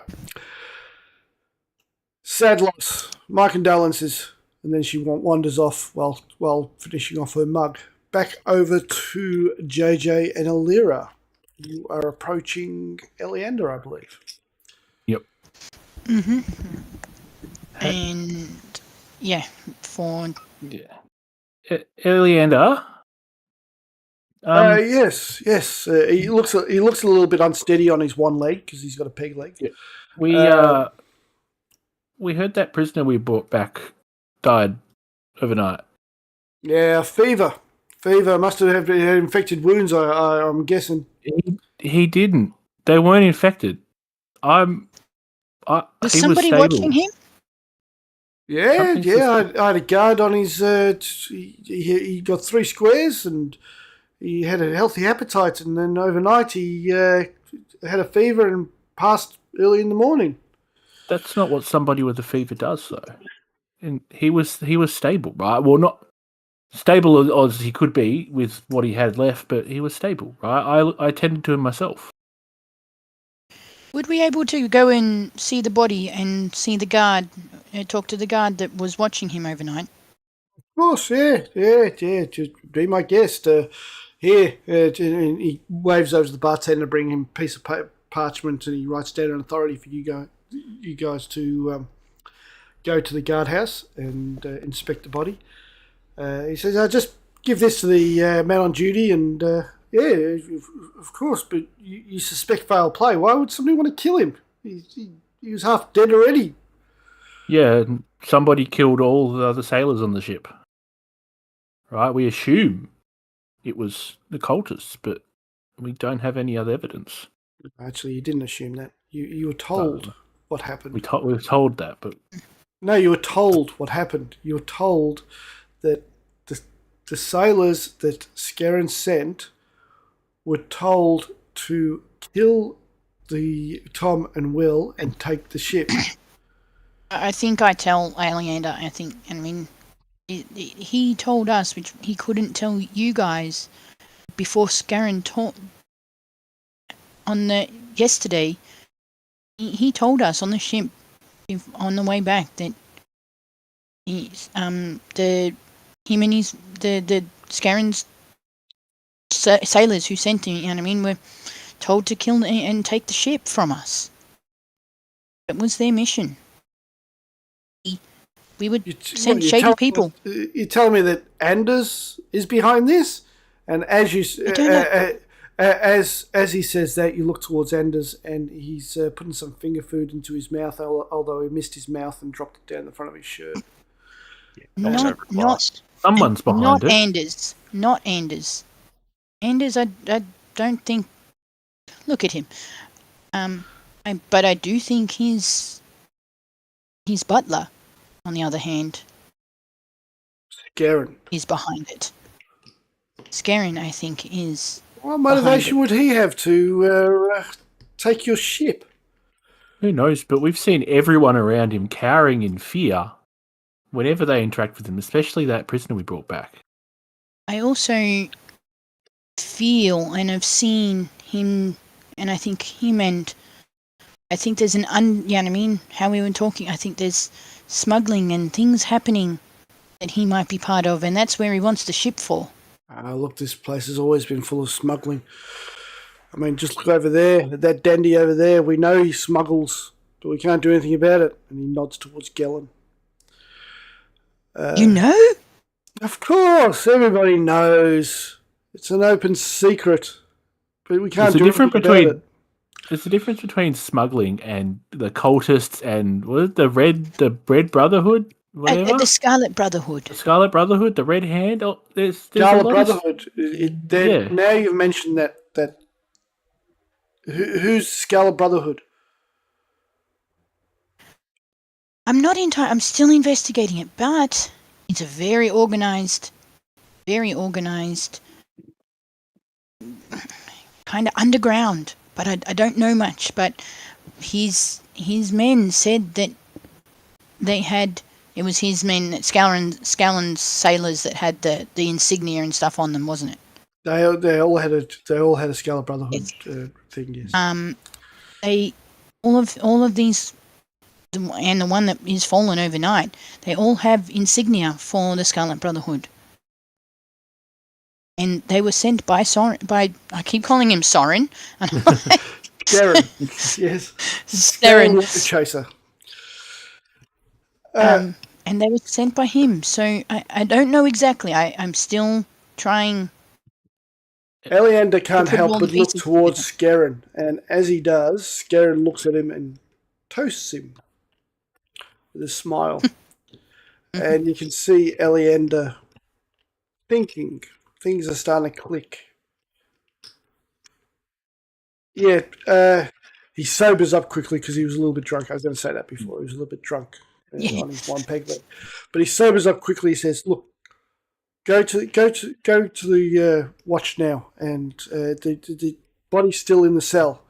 We'll have a look. If you can discern anything from that please do, because if the Scarlet Brotherhood do have the hooks into Saltmarsh, things are worse than I thought." Definitely, we'll try. We'll go now. We'll try and find some answers. Okay. So you two are going to go off to the watch. Kayla, you see all this happening across the bar. These looks back and forth, and you can overhear a little bit of a conversation of them retelling the story of what happened on the ship. And Yep. I think he's listening. He's just quietly listening to the whole conversation. And I think he's just watching the various players around. But when Skellen leaves the celebration, he'll follow him. Okay, so you'll be tailing Skellen. Biffo, What are your plans from here? Just to confirm timelines and where we are. So JJ and Alira have just left to go to. They're about to leave. Yes.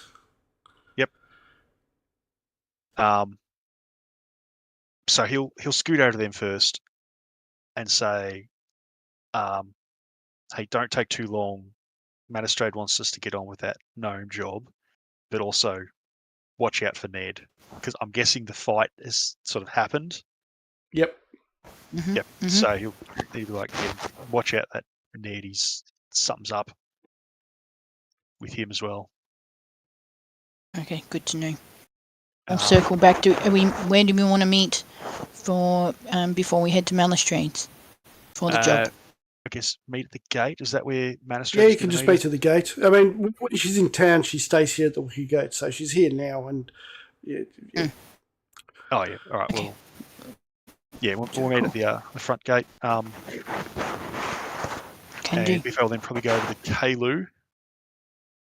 Is Kalu going to fill him in on his plan, or? Quietly, yeah. If Bifo is actually approaching, I would certainly mention I'm intending to follow him once he leaves. Okay. And see what's up. Because I'm guessing right at this Hmm. moment, Scarin hasn't left yet. No. I'm assuming no. so. All right. Well, Biffo's happy to go with Kalu and follow Scarin because Okay. yeah, something's up and Biffo's Let's concerned. let's split the party. Nothing can go wrong. Split the party. Let's do it. What's the worst that could happen? Anyway, Elena, could you please roll up I my love how character? I love the. I also love the split that's happened of not even that it's girl boys, but like, yeah, like we've got both of our healers together, and I know, so I know Biffo has the ability to self heal, but I do find it hilarious. Yeah. Now, Caitlin's stuffed if something goes horribly wrong. You're right. I'll just share the map again with you guys, just so you know where. Now, the barracks are here, and the Wiki Gate is there, so it's literally across the road. All Easy. right. Oh, is that where we yeah. need to go? All right. Yeah. Okay, Yep. cool. Yeah, cool. Now I need to find out where Anders's house is. Hang on. Oh yeah, I was like, why would I need? Yeah, and I mean, then I realised it's So the big one up Scarin. here, Fields, is it? Yeah, it is. No, I think these guys we're going to change his name by the. You know what I mean? They've got all iterations of this name. All right. We'll do the barracks first. You go into the barracks. It's a very efficient operation. Actually, there's a really nice map out there that I meant to actually download, but I didn't think you'd go to the barracks today. So, but you go into the barracks, and it's a really nice operation. Very well. There's a guard at the door. There's a adjutant at a desk, and there's a guard at the cells. There's nobody in the cells at the moment, except for the body. And you showed through to the body, which is lying on the cot, covered by a blanket. What do you want to do? I think I looked at Alira and. All right. Okay. Let's take a look at this. I just want to walk towards it and slowly. Just wait. I'll just do a quick investigation of anything before we walk into the cell of what we can. If there's any prints, anything that I can see before we get into the cell. Anything out of place? No, there is nothing out of place. Okay. I'm like, let's go in. Let's investigate further because there's got to be something's up. I mean, I just think it's something wrong with the body, not with everything around it. But agreed. Well, like Biffo said, Biffo said that he had a ring on him that he moved, and then when he touched the guy, he changed differently. So, and then maybe something then happens as well. That sounds like magic or poison. I agree. So now what do I have? That's a good question. I probably should have looked at my spells to prep different ones for the day if I wanted to do that. I've got a convenient spell for this. Nice. But I don't know if I want to use it yet. Well, I'm waiting for you guys to do something. Yeah. I want to peel the blanket back and start examining the body, see if I can look for signs of death or illness or whatever. Right? They said he got a fever. I didn't think he had one before he came in, so Do an investigation roll with advantage due to JJ's assistance. can I do medicine? Yes, with advantage. Yeah. Cha. Oh dear. No. I'm going to ask. Can I inspiration that? Yes, you can.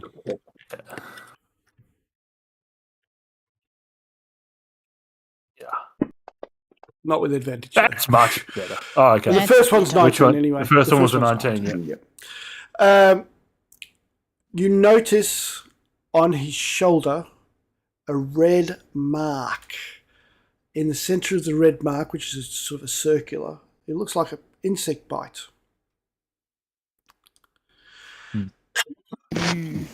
There's a bit of a welt where that is. This definitely looks like where something happened. If Biffo said he touched him here, Yes, that's that looks exactly like- where yeah. Biffo described he touched Yep. it. pretty obvious signs of some foul play.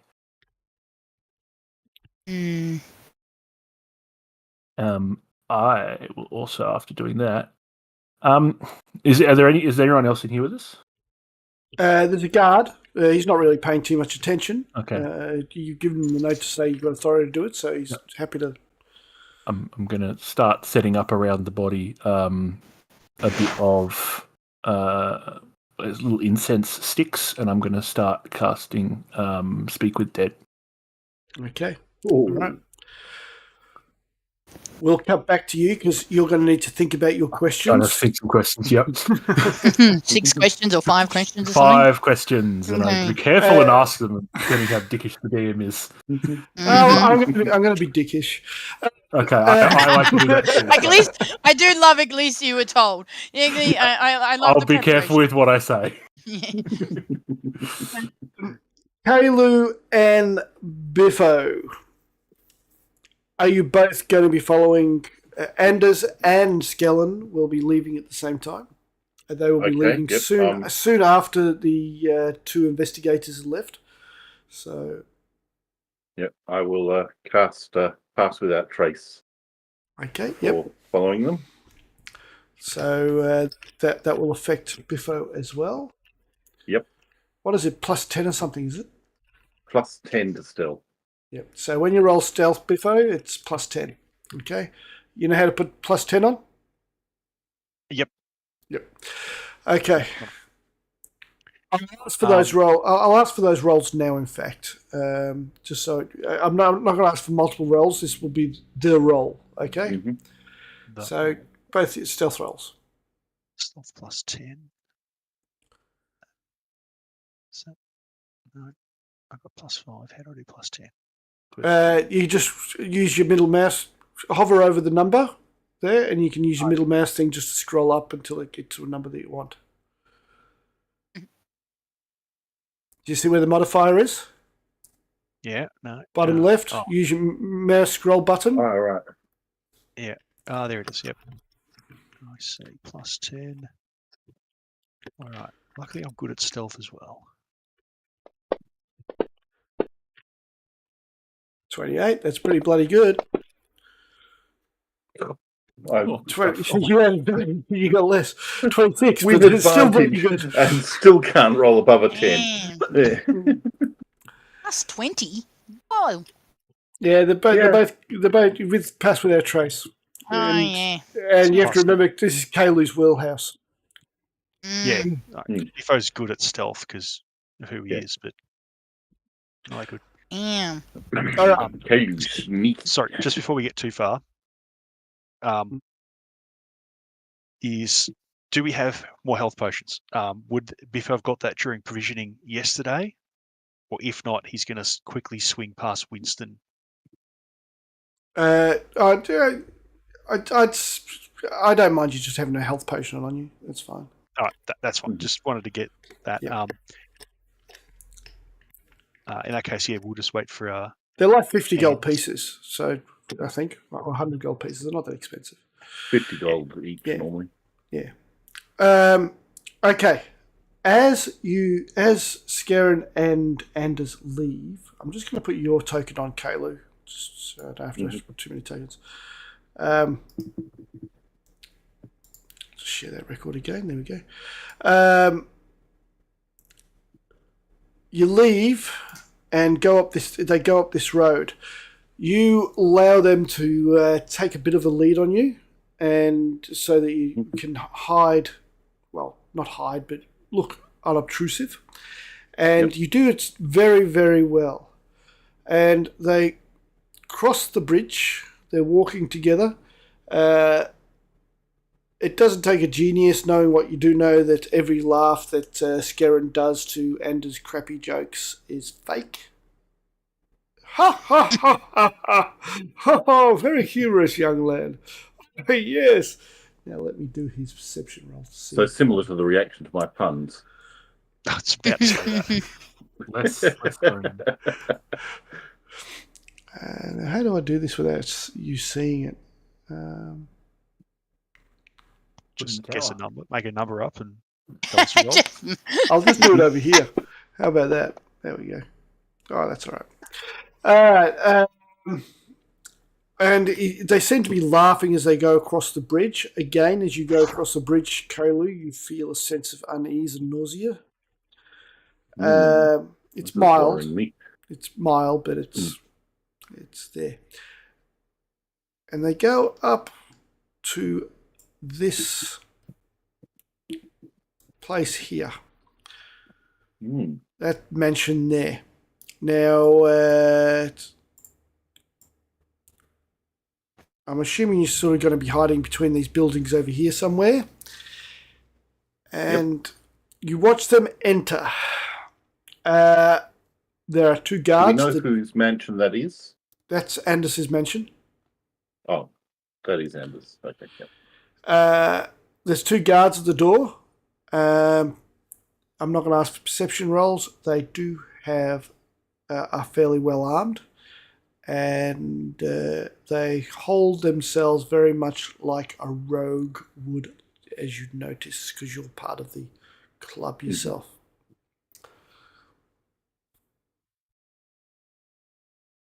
And they go in, and the door shuts behind them, and the two guards go back to sitting down, playing some dice. Right. So when they, looking at the map, when they came in, did they enter on this side of the mansion where the road is, or Yeah, they would have, yes. Yeah. Sorry, you should probably be So it hiding wasn't here somewhere. it wasn't Yeah. surreptitious or anything. It was No, I was just wondering if no. came They in went through the front door, side. and Scarin was laughing at Anders' jokes the whole way. Mhm.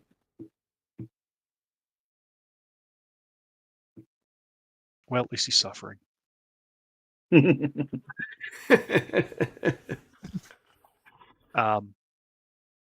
So Biffo probably hasn't got the same insight into the guards as Kalu, but he was look at Kalu and say, "Hey, look, I think Anders is just an innocent kid.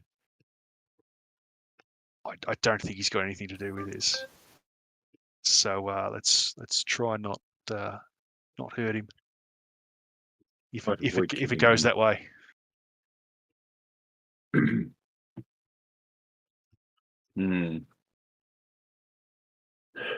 Yes, of course. I think that there is no need to make more suffer than necessary. Yeah. But Biffo just gone.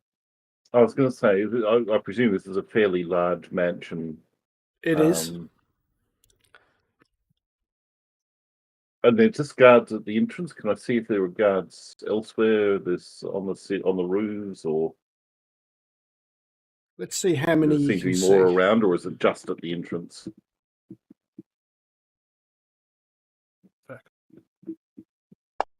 Oh, I'm scared of my own dice. Yeah, that's right.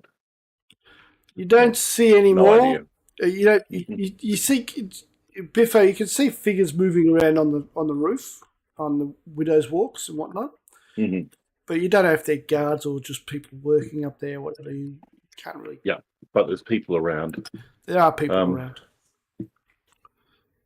I think that we're probably done here today. I think that there's not much we can do to further this investigation for now.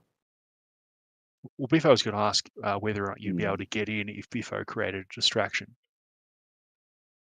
With the way I'm rolling tonight, certainly not. But yes, I would be answering quite confidently that I could, despite all evidence to the contrary. You do notice that they're all human. They are all of them are human. There are no non-humans amongst them. Mm-hmm. Yeah, well, it's probably just staff walking around. I mean, Anders is a wealthy young lad and would have house staff. Yes, I'm sure that there is plenty of innocence in here. I don't see. Short of coming back at night, and I can't see him self-incriminating by just talking aloud. I think we need to gather some evidence of wrongdoing, and that can be done at any time, and better when they're not on high alert. Yep, Biffo can see the wisdom in that. They Because don't- They know we suspect them. They know we suspect them. All I right. think we've got a plan then. Fade over to JJ and Alira. Have you got your questions ready, Alira? I have 4 of my 5, and I'm going to leave that 5th one up to depending on answers we get. Okay.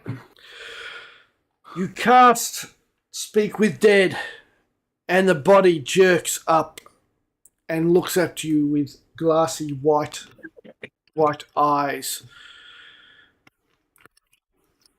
Hey! You're back with us now. That's your first question. That's not a question. That's a statement. Now I have a few questions I'm going to ask you. The first question is, what is your relationship with Scarron? I'm his employee. Is Scarron the leader of the Scarlet Brotherhood here in town? Yes.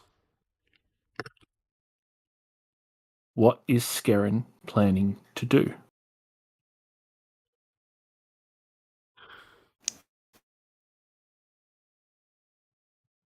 I figured out how much he would know.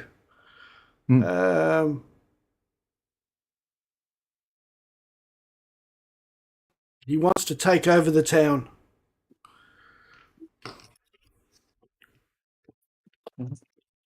Is Anders aware of what Scarron is up to? You make even the dead laugh about Anders. No. He's an idiot. Now there's the 5th question. How does Scarron plan to take over the town? I don't know. I just do what he tells me to. Yeah, that's 5.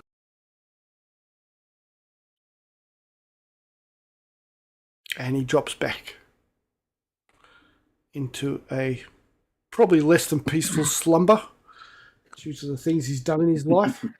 Yeah, he'll be in the down below.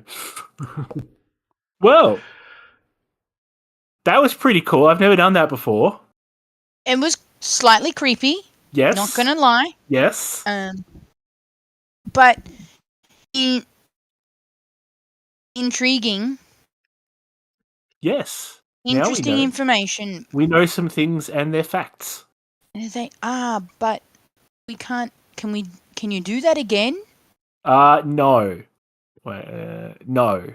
It's one and done. Okay. Yeah, I've got to wait 10 days between doing it, but I don't know for the same person.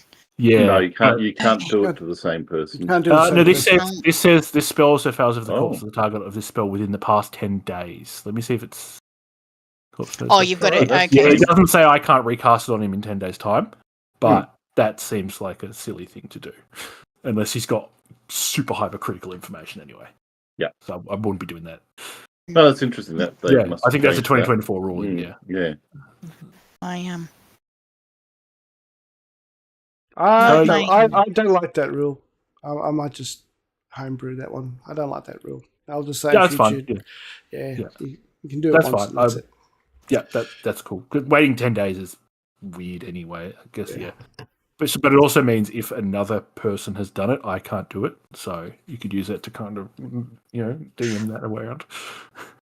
Yeah, that might be the other thing. Is the idea is so you don't have 4 people just getting Yeah. 20 actions at once. Yeah, it's probably more around that, right? If you've got a bunch of clerics or bards and wizards sitting there, you can't ask them a million questions. All A clerics. full Yeah. party of conversationalists with the dead. A full party of clerics is a balanced party. I'm just going to say it. I wouldn't say no to that. Sorry. All right. So, do you see anything around the room, JJ? I will investigate the body, and he didn't have anything on him, other than that finding he would have been spot. stripped down, but everything was basically taken off him. He had his weapons and that medallion on the ship, the Scarlet Brotherhood, and that's Yep. sitting there. You could have access to Still at the evidence, so you'd have access to that if you wish to. I did mean to do a picture using ChatGPT of the medallion, but I forgot all about it. So that'll next week. That's all right. I don't. It's enough to go back to Aleander and say definitely, but Well, you don't need to go and- back to him because he's just about to walk in the door. If only he'd come in 5 minutes earlier. I know he could have seen. That's what I was just thinking. I'm like, now it's just our word still like it's. Well, there's the extra guard in here who saw all of that as well. Well, at least heard it. No, he's here. We Yeah, confirmed who's there was it? another person. Yeah, Is saw it. Is he in the cell? Is he? Oh, I thought he was standing at the front. I'm not assuming we're like hidden or anything. No, you're doing it out in the open. No. You're doing it. Yeah. Hey, this extra guy saw it too. True. Alex like, comes maybe in and he just- says, "So, what He's did you rather find out from the traumatised body?" now. Well, Show him. first this, and I point at the blemish where he's been stabbed. Something happened here. I think it was poison. We Biffo noticed clocked when Scarron wanted to put his hand on the lad's shoulder. He's got a ring on his finger, and that's the mark it made. And as Illyria said, we believe it's some kind of poison or So the ring was a something. delivery device of poison. You're saying? Yes. something. I didn't prepare today to detect poison and good. I missed that this morning, so I missed my brief. But if we keep it round, I might be able to do it tomorrow. There's no blood pumping. Where's the poison going? Yeah. Funny. I just looked at it and went, of course. Well, Of course I've got that not correct. This is all circumstantial evidence. I hate using the word circumstantial. I also talked to the corpse, like his spirit. And it said what? And it said he was an employee of Scarron's. He confirmed that Scarron is the leader of the Scarlet Brotherhood here in town. He said Scarron wants to take over the town. He said Anders is an idiot, so that's how you know he's telling the truth. And he doesn't know what Scarron's planning to do, apart from take over town. He doesn't know how. That's exactly right. And Mr. Guard over there saw that too. He looks very worried. His concern is just etched deep into his face. He scratches his beard, and some beard dandruff flays out. He's been scratching it that much. And he says, I never liked the man, but this, I don't know what to do. We can't use any of this evidence to pin him down. It's not We need hard It's not evidence. I know. We'll keep investigating. I know the other team, the other guys are gonna. We don't know what they did, do we? And we do No, know. We do you know that don't, they were going out. No, yeah, We, we just we saw know them. that they were going out, following. Yeah. Well, No, they were too sneaky. there's not much you can do at the moment. Hmm. He's obviously going to be in high alert if he knows that you're onto him. Agreed. Anyway, Manistred was looking for you. She said she would be meeting you at the gate. Something about a Okay. job. Yeah, Correct. Biffo said She sent me here to tell you. Where's the little guy and the pointy ears? They were off. So, last we saw him was at the wake. Okay, well, I think he got in a fight. No, wait. Yes. yeah, Oh, no, yeah. he didn't throw the first punch. Yeah, Ned was a bit drunk. I had word to him. He said he was drunk and he got a bit heated because he was Don't believe him. such good friends Eliander, with don't Will believe and him. Tom. Don't believe him. He's working with Scallon. How do you know that? We don't do that. Yeah, didn't Biffo tell us that? I think I said be mindful of Ned. Yes, That's be it. So mindful probably- of Ned. Sorry. That's about all. Probably we heavily got, I think. implied. Biffo, before we left, Biffo said that, you know what I mean, something was up with Ned and to be, you know what I mean, it wasn't.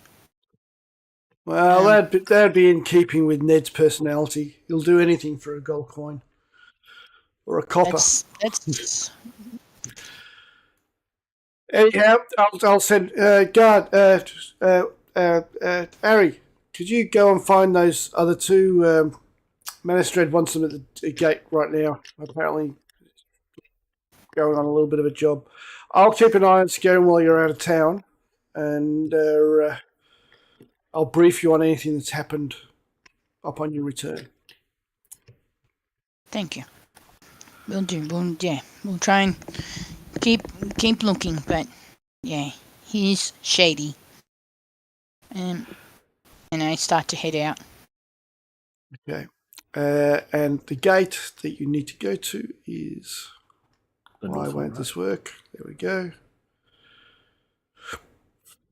Oh, that's not. Okay. It's down here. Cool. Okay. That's convenient for us. It is. I was going to say down where we need to go. Poor little Biffo stubby legs have to run further. Biffo and Kalu, you see a guard walking up the road with purpose, looking around. He doesn't see you guys at the moment unless you want him to. This is after we've determined that Correct. we're not going to Walking get away. away. Yeah, I think I'll look at Kayla and say I think we should skedaddle. Yep. I agree, and Skedaddle. we carefully. knew that we had a meeting. Yeah, point. yeah. So I would say we just quietly head towards the arranged meeting point. Okay. You're all at the gate, and Manistred said, "Oh, you guys took your sweet time. All right, off to the mines we go. Hi ho, hi ho. It's off to work we go." To work we go. And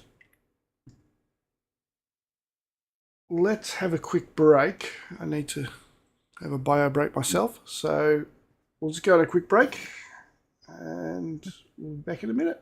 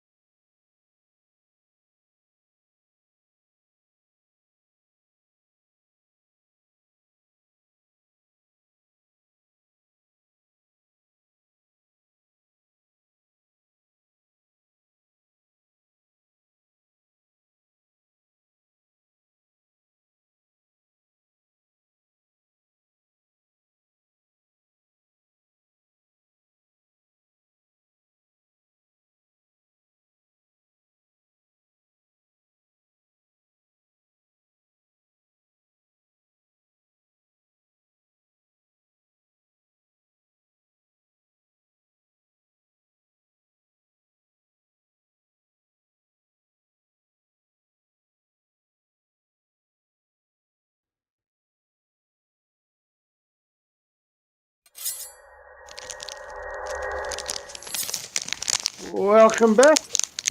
And we're about to head down to the mines.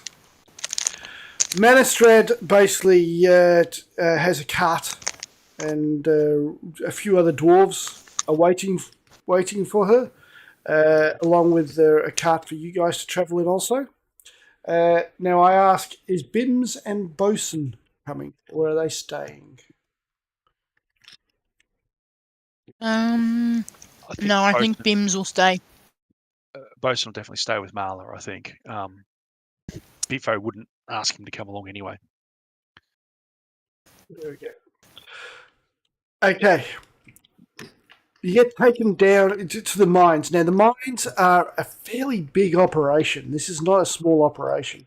There's been a lot of investment into the mines.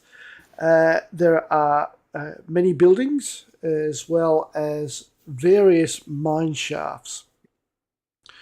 Manistrad takes you to probably one of the larger openings and says, "Yeah, we made contact with these Sverfneblin a month or so back, and they seem to be pretty clever with their hands. And that smarmy deal maker Winston managed to talk them into him being the middleman for some weapons for the town to help defend Saltmarsh." And she's sort of conveying this as the elevator, which is manned by a very muscly dwarf, takes you down to the lower levels.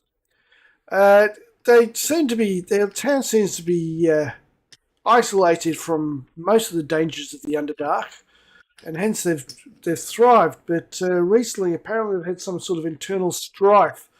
But I'll let the mayor of the place tell you all about it. The place is called Little Lockford. But here we are, and the elevator, or the lift, whatever you want to call it, the cage, gets to the bottom of the shaft, and the door opens. You won't be able to miss it. There's like lighting the whole way. Just follow the lights, and apparently they're camped out in the caverns not far from here, and they'll tell you exactly what they can offer. Good luck. As she takes a swig from her flask. I wish you the best. And that's about as emotional as she gets. And she goes back Thank you. up in the elevator. True to her word, the passage is pretty well lit with everlasting lights, whatever you call them these days. They keep changing their name.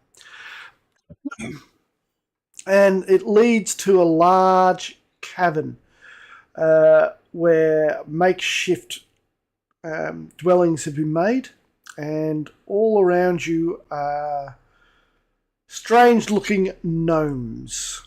These are Sverfneblin. They're a special species of gnome.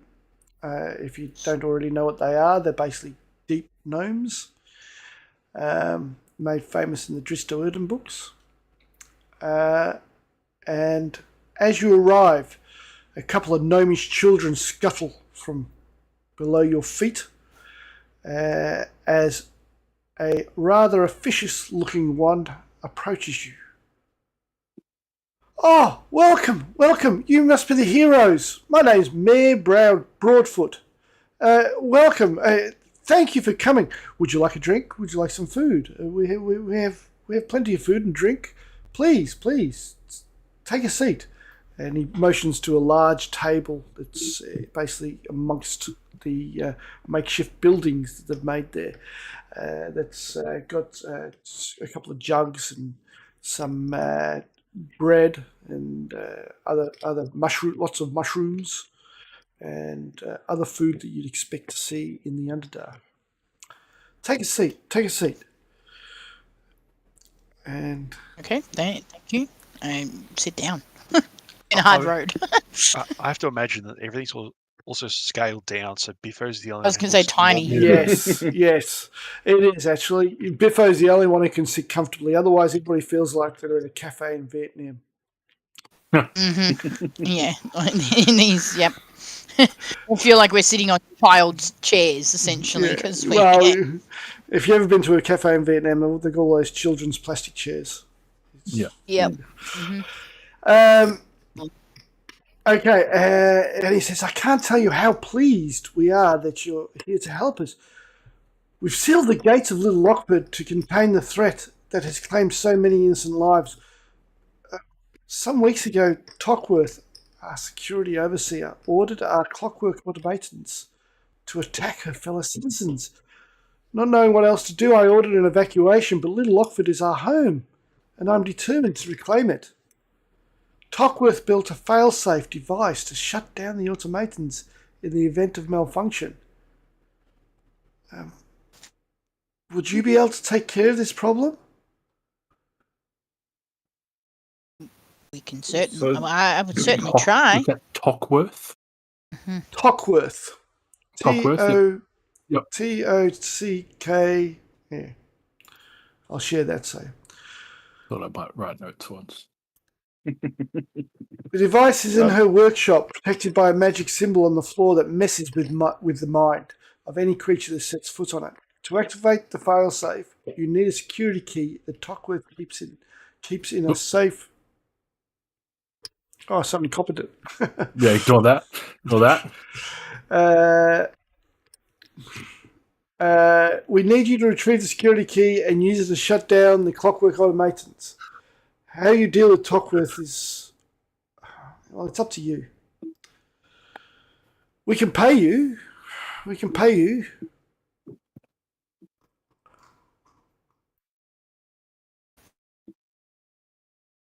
Of course, I'm happy to definitely try and get this problem sorted out for you guys, so you can.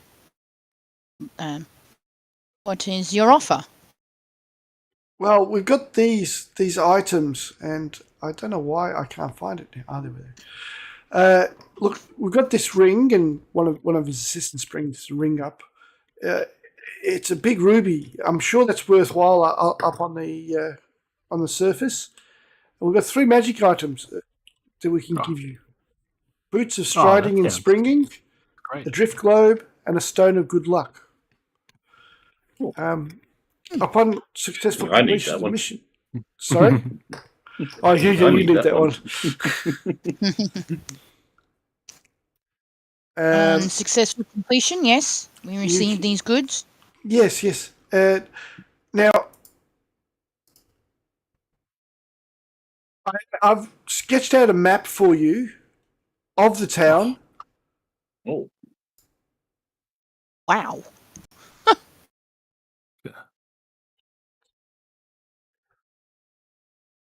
Old Lockford. So where would we come in from?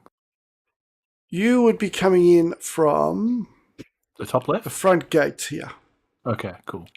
I'll get one of my guards to guide you there.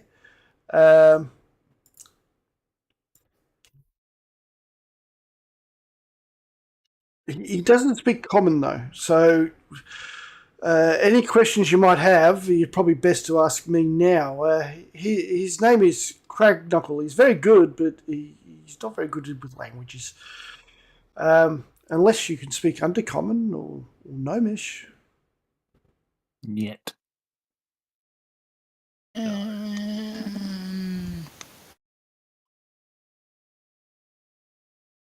No.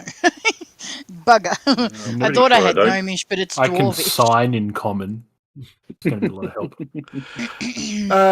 I suggest you actually drag this map down to one of your hotkeys too, just so you can refer to it later. Wait, we have oh my god, they're hotkeys?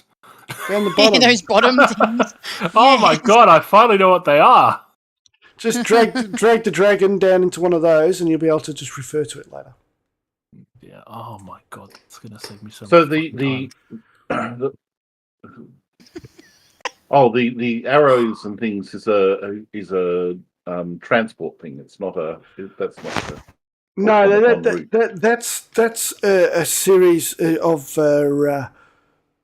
we call it the what do we call it? The Slag line. slag line. Slag yeah. line. Think think the Star Wars one where they went on that mine where Yep. it basically carries ore and rocks and whatnot around the town. So Right. the failsafe key is where it says failsafe is here. Mhm. In the town hall, that was my office. I left in a hurry, but I know I left 4 potions of healing, a packet of dust of disappearance, and 2 flasks of chemist fire. You're quite welcome to take those. That sounds like Town an hall. excellent idea. Beautiful. Town hall's right there. Yeah. Beautiful. That's very helpful. So what are these mechanical automatons? What are they, and what are they going to do to us? What are they going to try and do to us? There are 2 types that we know of. I don't know if she's made any more. There's one that's basically just observation one, but once it knows that you're here, wherever you are, every other one will know that you're there as well. Then there's like canine type ones, which are the guards, which they can bite, but they also electrocute you.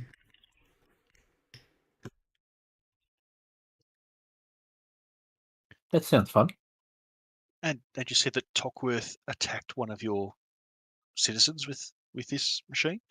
I would know there's multiples of them. Not sure exactly how many. At least probably a couple of dozen of the guards. She just went crazy. She started. Oh, she changed herself. She made herself more mechanical than gnomish.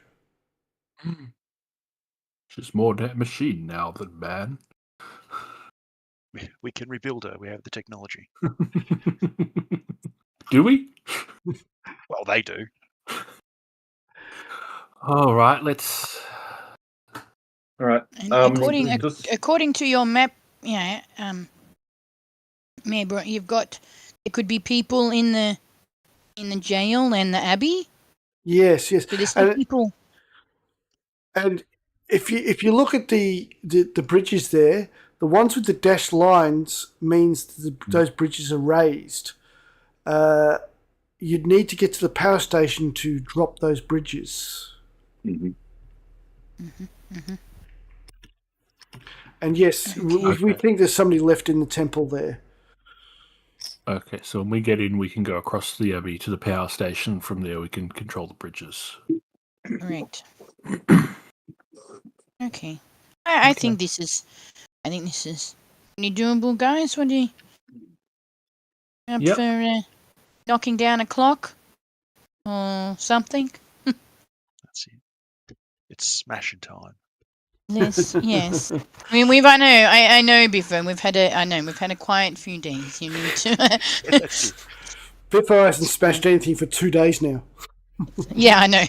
So let's head to the town hall first and get smashing. No, not smashing yet. We've got a town hall first. Get some healings and stuff that Mayor Broadfoot said we're welcome to. Yep. So just checking. There's a safe in Tockworth's workshop. That's in the foundry, is it?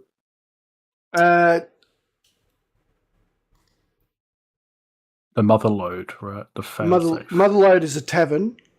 Okay. Her workshop is where it says failsafe is here. Mm-hmm. Oh, right, that's the workshop. Yep. So and the safe and the failsafe are both there. And we also know that she's been using the security center to keep an eye on things, which is in the center. She's watching, so she knows she'll be probably watching. So she's gonna probably try and, you know what I mean? She'll probably try and wreck our shit before we get there. I think Yeah. JJ's been hanging around you guys too long. Now she's starting to say wreck our shit. Yeah. I think as she says it, she goes, blah, blah, blah, blah, blah, blah, blah, blah. Kaylu says, well,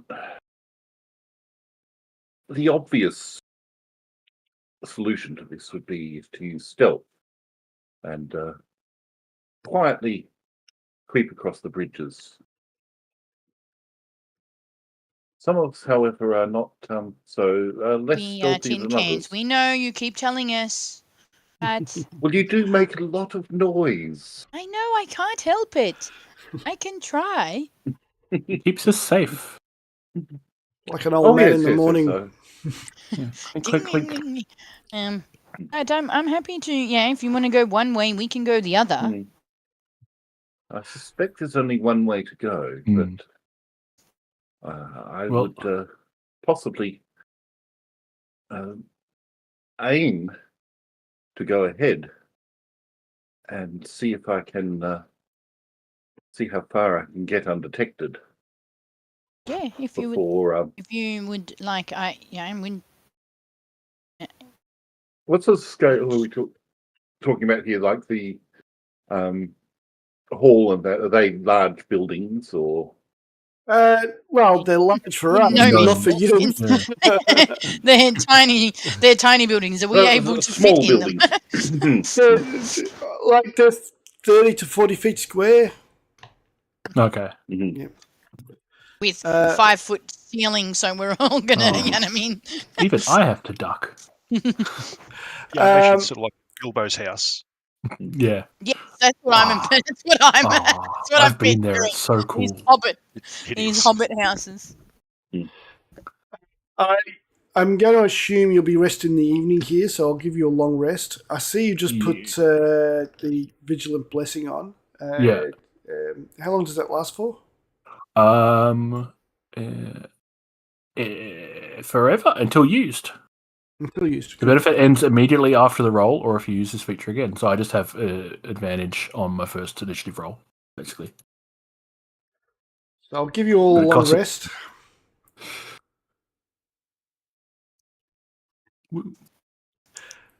And I'll take that. Third you spell can- slot Oh, I back. might. I can prep spells. Oh yes, true. well, I'll give you a moment to prep your spells then. That is. You know why I forget is because this is the first time I've really played a spellcaster to remember that they have to like if they change and things. Okay, I won't need water walk, That's not what I but meant. meld into stone sounds like it's going to be way more useful moving forward. Ooh. And I can imagine Biffo's just doing the Henry Cavill load with his How arms. fucking cool is that? I love it so much. Fine, definitely let's go to that. And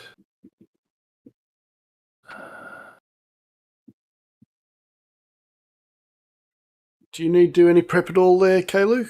I don't think you have that many spells. Nothing I can prep. I do need to recover my. I'm just trying to work out the long rest. I've already done it. I've already done it for you. Oh, sorry. All right. that's Okay, a cool. cool fucking spell. I'll take that. Mhm. Probably don't need to speak with dead prepped. Means I've got my pass without trace back. Yep. So I'll get rid of speak with dead, and protection from energy sounds like it might be useful.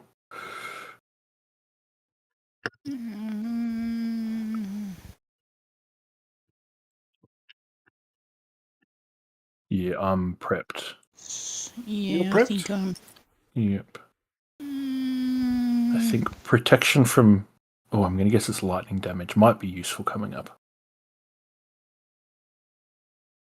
Given you did say something could zap us. Mhm.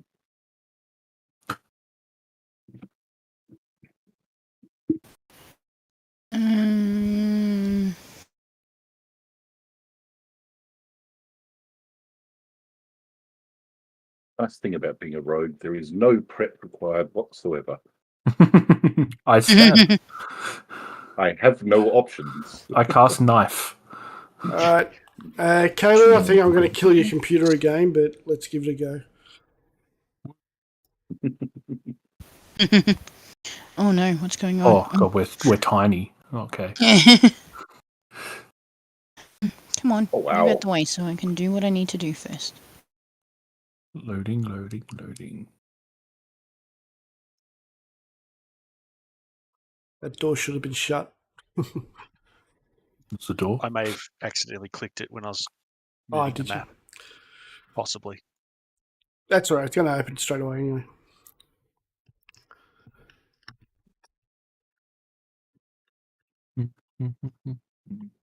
Okay, are we ready to continue on? Good. There it goes. Just loaded. Oh my god. John? She's big. How did your PC cope? I was going to say, my PC is having a meltdown right now. It's not doing anything yet, but even a normal map I would have thought wouldn't have expected to load yet. Jeez. Oh my god! I can see so far through the door. Really?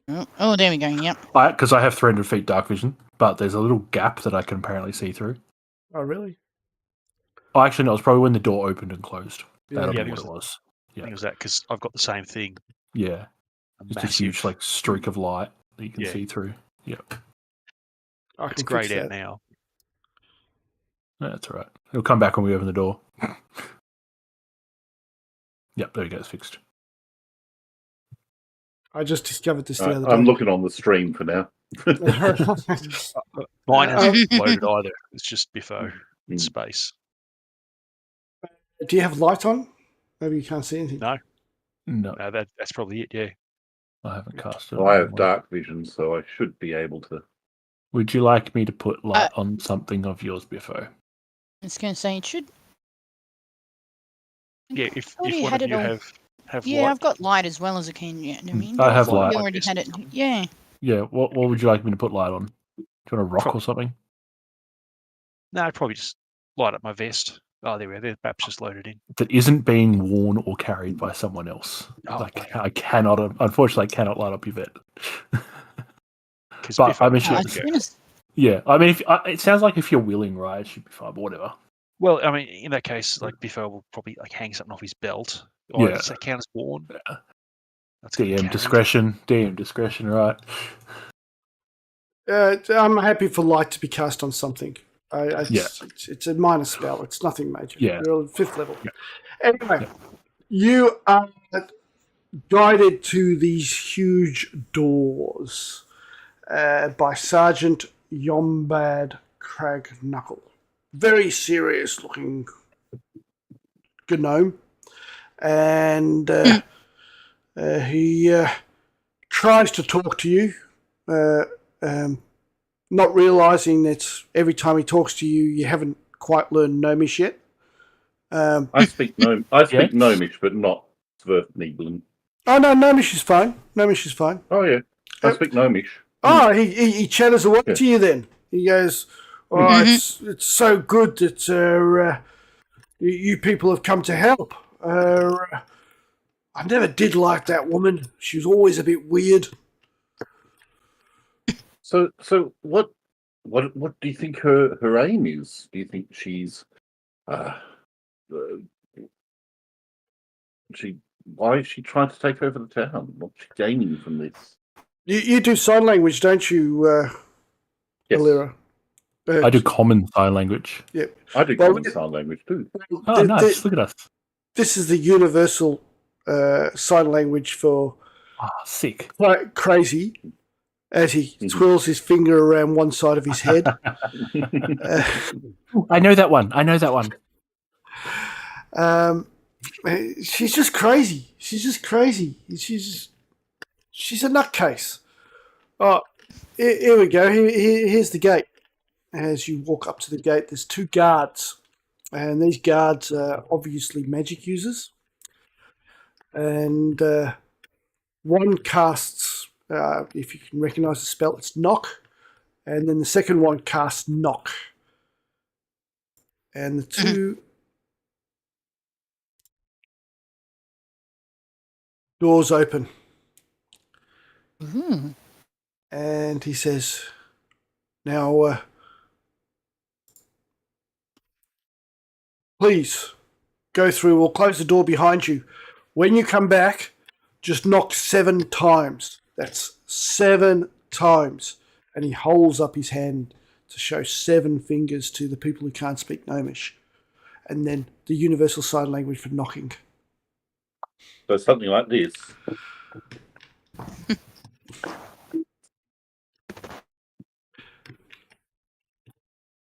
Okay. Now, what's I your think I do a plan? thumbs up. What's your plan going forward?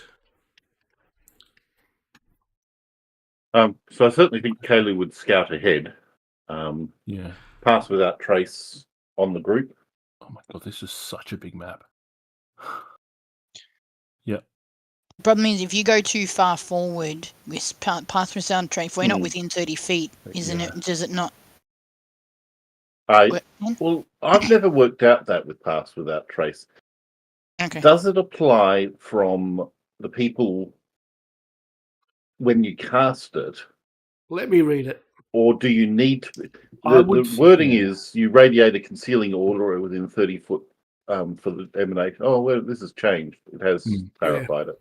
That sounds like you have to stay within. So it's a 30-foot emanation, so you have to stay within 30 feet. I kind of imagine like you are broadcasting like quiet wind almost. You know, like no, they've tightened up the wording on that one at least because it wasn't clear before. So that's good. I will cast it. Alira, did you use your inspiration before? I did, yes. I used it on that medicine check. So, Kaylee, so you want to go on ahead. Has the map come up for you yet? No, it has not. But I'm looking at. So I'll cast. If that's the case, and everyone needs to stay within 30 feet of me, I think I will only scout a little bit ahead so that everyone's within the pass without trace. All right, and that way, between now and next time, what I'll do is... Oh, that didn't work. Between now and next time, I will work out a way to actually put that aura on you. Okay? Yeah, cool. All right. But you've gotten that far in front now. Do we want to head to the town hall first, at least? Yeah. Yeah, let's keep trying to move myself on the stream. It doesn't work very well.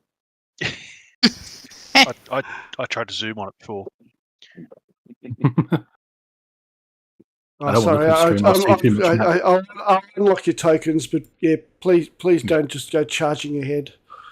Play responsibly. Yeah, I think so. Just for the sake of it. Sorry, I was just going to say, Biffo would stay within 30 feet of Kalu for the moment, just to save everyone moving around. Yep. Jeez, the map's actually causing me problems. All right, you're in front of a building here on your left to the northeast. There's a building there. Oh yeah, well that would be. Yep. That would be the town hall. Not yet.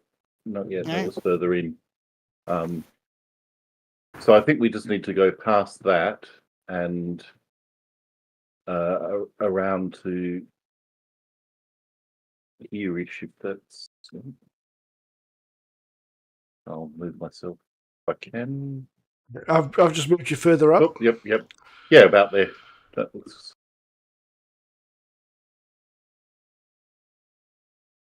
And then if there's a corridor going off to the to that side,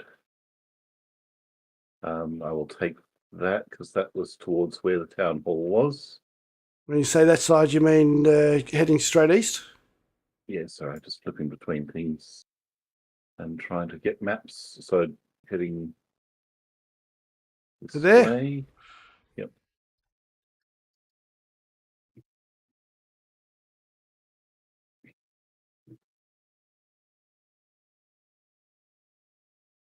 So I'll certainly head towards the town hall first. Oh, well, we'll just... What was it? Okay. I'm just going to put you all next to the town hall. And then we'll do the town hall, then we'll call it quits after that. Where is the door for the town hall? Yep.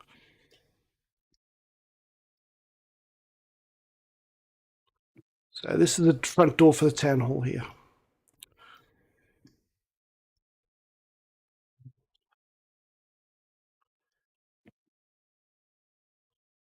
Jeez, I'm having trouble. Oh, yeah, it's chugging along, isn't it? Yeah, It's a big map. It's struggling. Like, I have a pretty beefy computer, but yeah. All right. Do you want me to drag you down to JJ Yes, and please. Alira? Yeah. Oh, God. Yeah, I can't interact with the map half the time. I might have to go back to the dumb map. I guess it's a billion. It is a very, very white- attractive map. I It's a can say very, that. very pretty. Whoa, very I'm guessing pretty it's map. I'm guessing it's the lighting that's causing challenges. Yeah, I might have to turn off the light. Actually, well, I can do that now, actually. Yeah.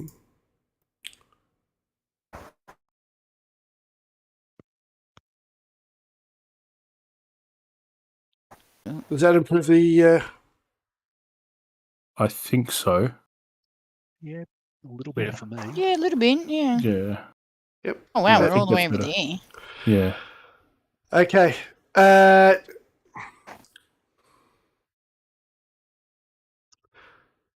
The bodies of 3 dead gnomes clad in the armour of town militia lay on the front steps of the town hall, the doors to which are wide open. Well, they're wide open now. From what she told you, there are these items that you find immediately in her desk. So, I'll definitely take a potion of healing. well, I'm just going to better put it in your So I'm party out. sheet. Yep.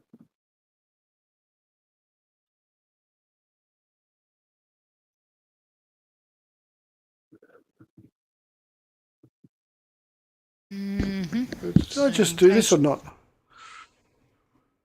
Yeah, I've got the stuff. I can see the stuff in the party sheet. Yeah. I Yeah, could've I just swear did it to- twice by yeah. accident. Potion of healing. Okay. Should there be 8 potions of healing? No, it should be 4. I just did it twice by accident. Well, okay. Yeah, right. Because it was Shall we- looking, so I did it again. Shall we immediately divvy them out? I think so. Yeah. There's Yeah, that'll one do. You each. Drag it over, right? Yep, just drag it into your inventory. There you go. That looks to have worked. Or I think it has. John, has the map come up for you now, or Oh, no. No, Oh, no, Shit. Whoa! Oop. Yep, just refreshed it.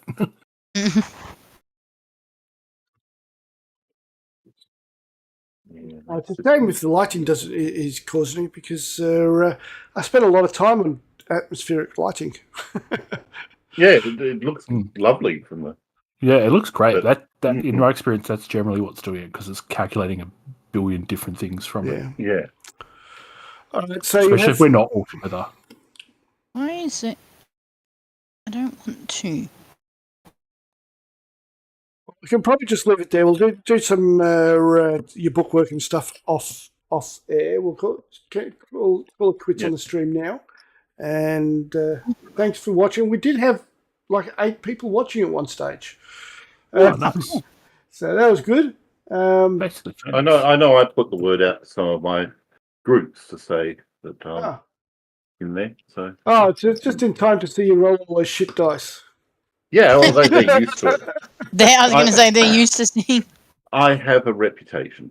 Love it. Thanks for watching. I'll be streaming tomorrow morning, Australian time. A bunch of really nice American guys who are definitely not Trump supporters. We'll be playing the first session of the Red Hand of Doom tomorrow morning at 10 o'clock. Till then.